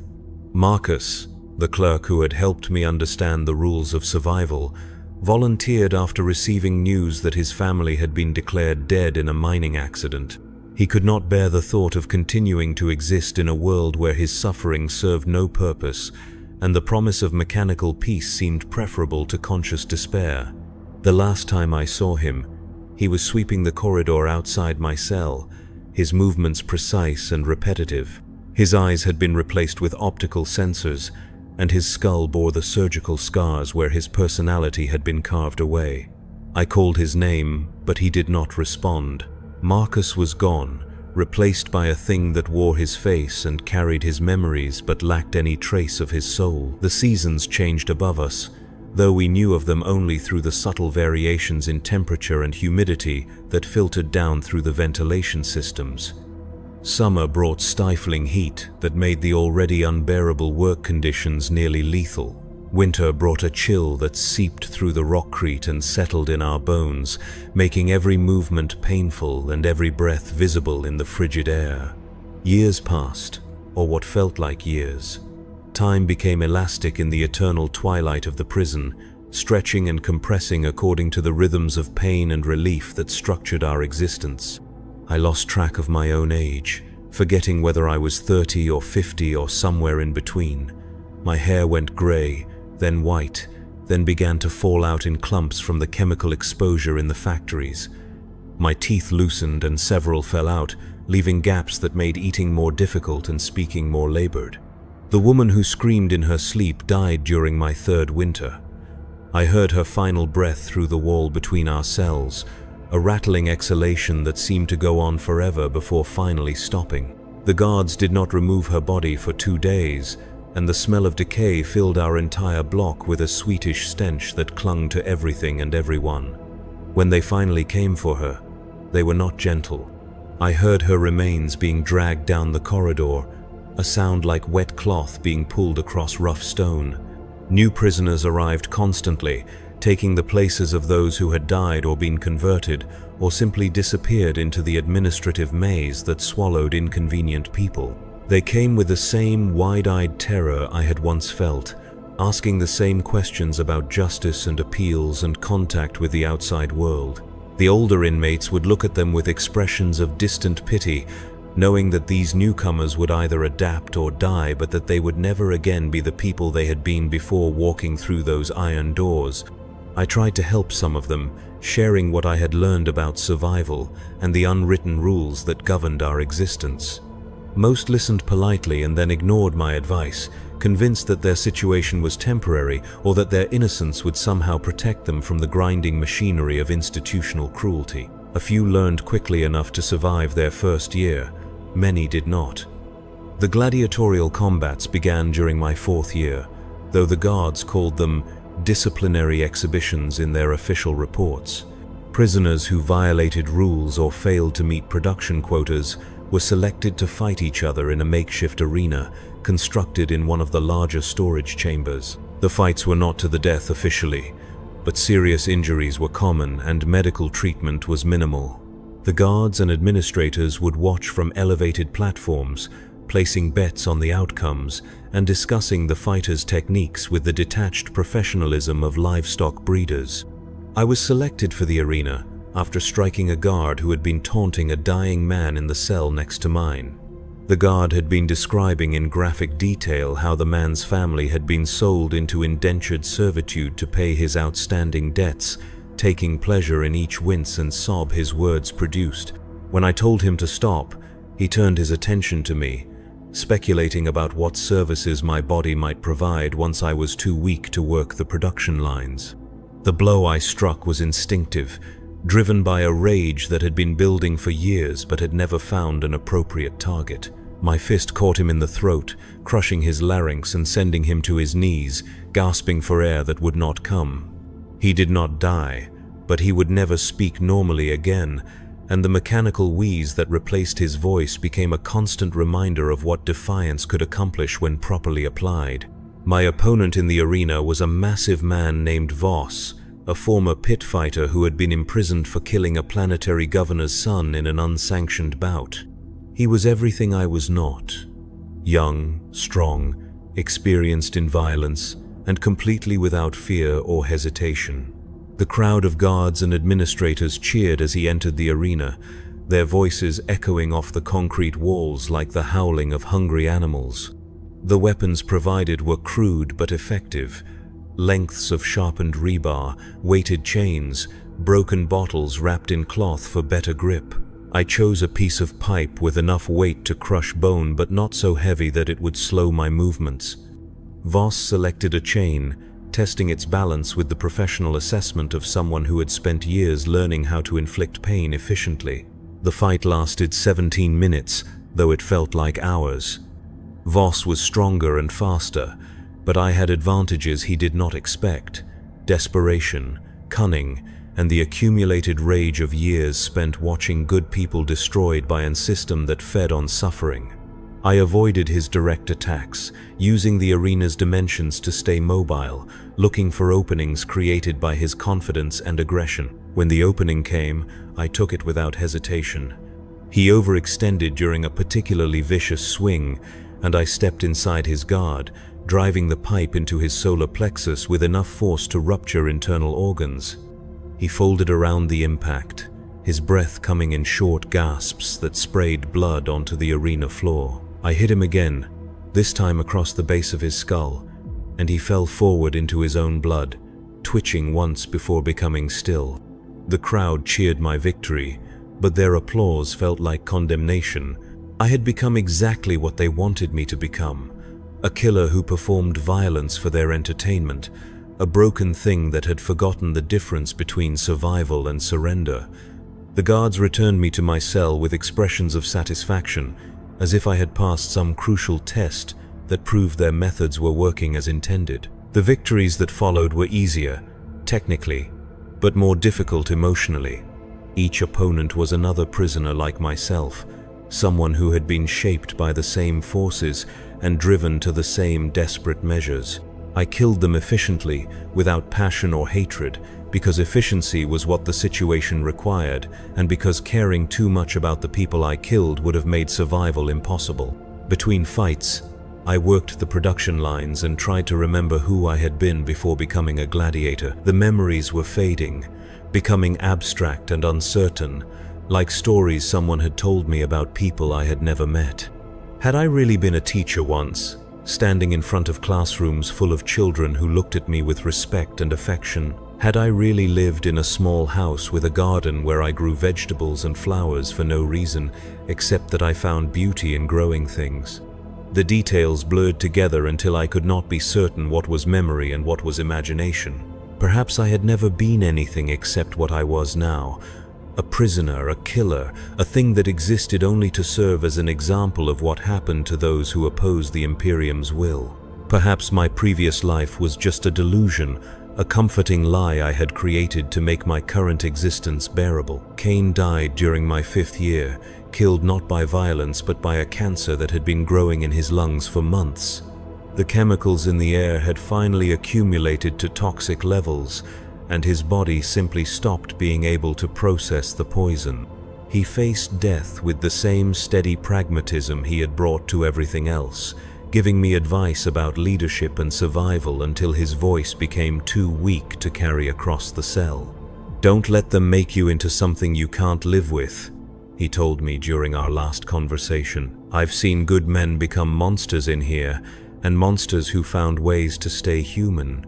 The choice is always yours, even when it doesn't feel like there's a choice at all." His death left a vacuum in the prison's power structure that other inmates immediately moved to fill. The contests for leadership were violent and brief, resolved through assassination and betrayal rather than democratic process. I avoided involvement in these struggles, having learned that visibility was dangerous and that the safest position was often somewhere in the middle of the hierarchy, where you were valuable enough to protect, but not important enough to threaten. The new leader was a woman named Catherine, a former naval officer who had been convicted of mutiny after refusing orders to bombard a civilian population center. She was intelligent, ruthless, and completely committed to survival at any cost. Under her leadership, the prisoner organization became more efficient, but also more brutal, with harsh punishments for any perceived disloyalty or weakness. She approached me after one of my arena victories, studying me with eyes that had seen too much and forgotten how to show mercy. "You fight well," she said, "but you fight like someone who still thinks he's going to leave this place. That's going to get you killed eventually." She was right, though I did not want to admit it at the time. Some part of me was still holding on to the possibility of escape, release, or redemption, and that hope was making me careless. The most dangerous prisoners were those who had accepted their fate completely, who had stopped thinking about the future and focused entirely on the immediate requirements of survival. The escape attempt came during my 6th year, organized by a group of political prisoners who had managed to bribe several guards and acquire detailed maps of the prison's layout. They invited me to join them, recognizing my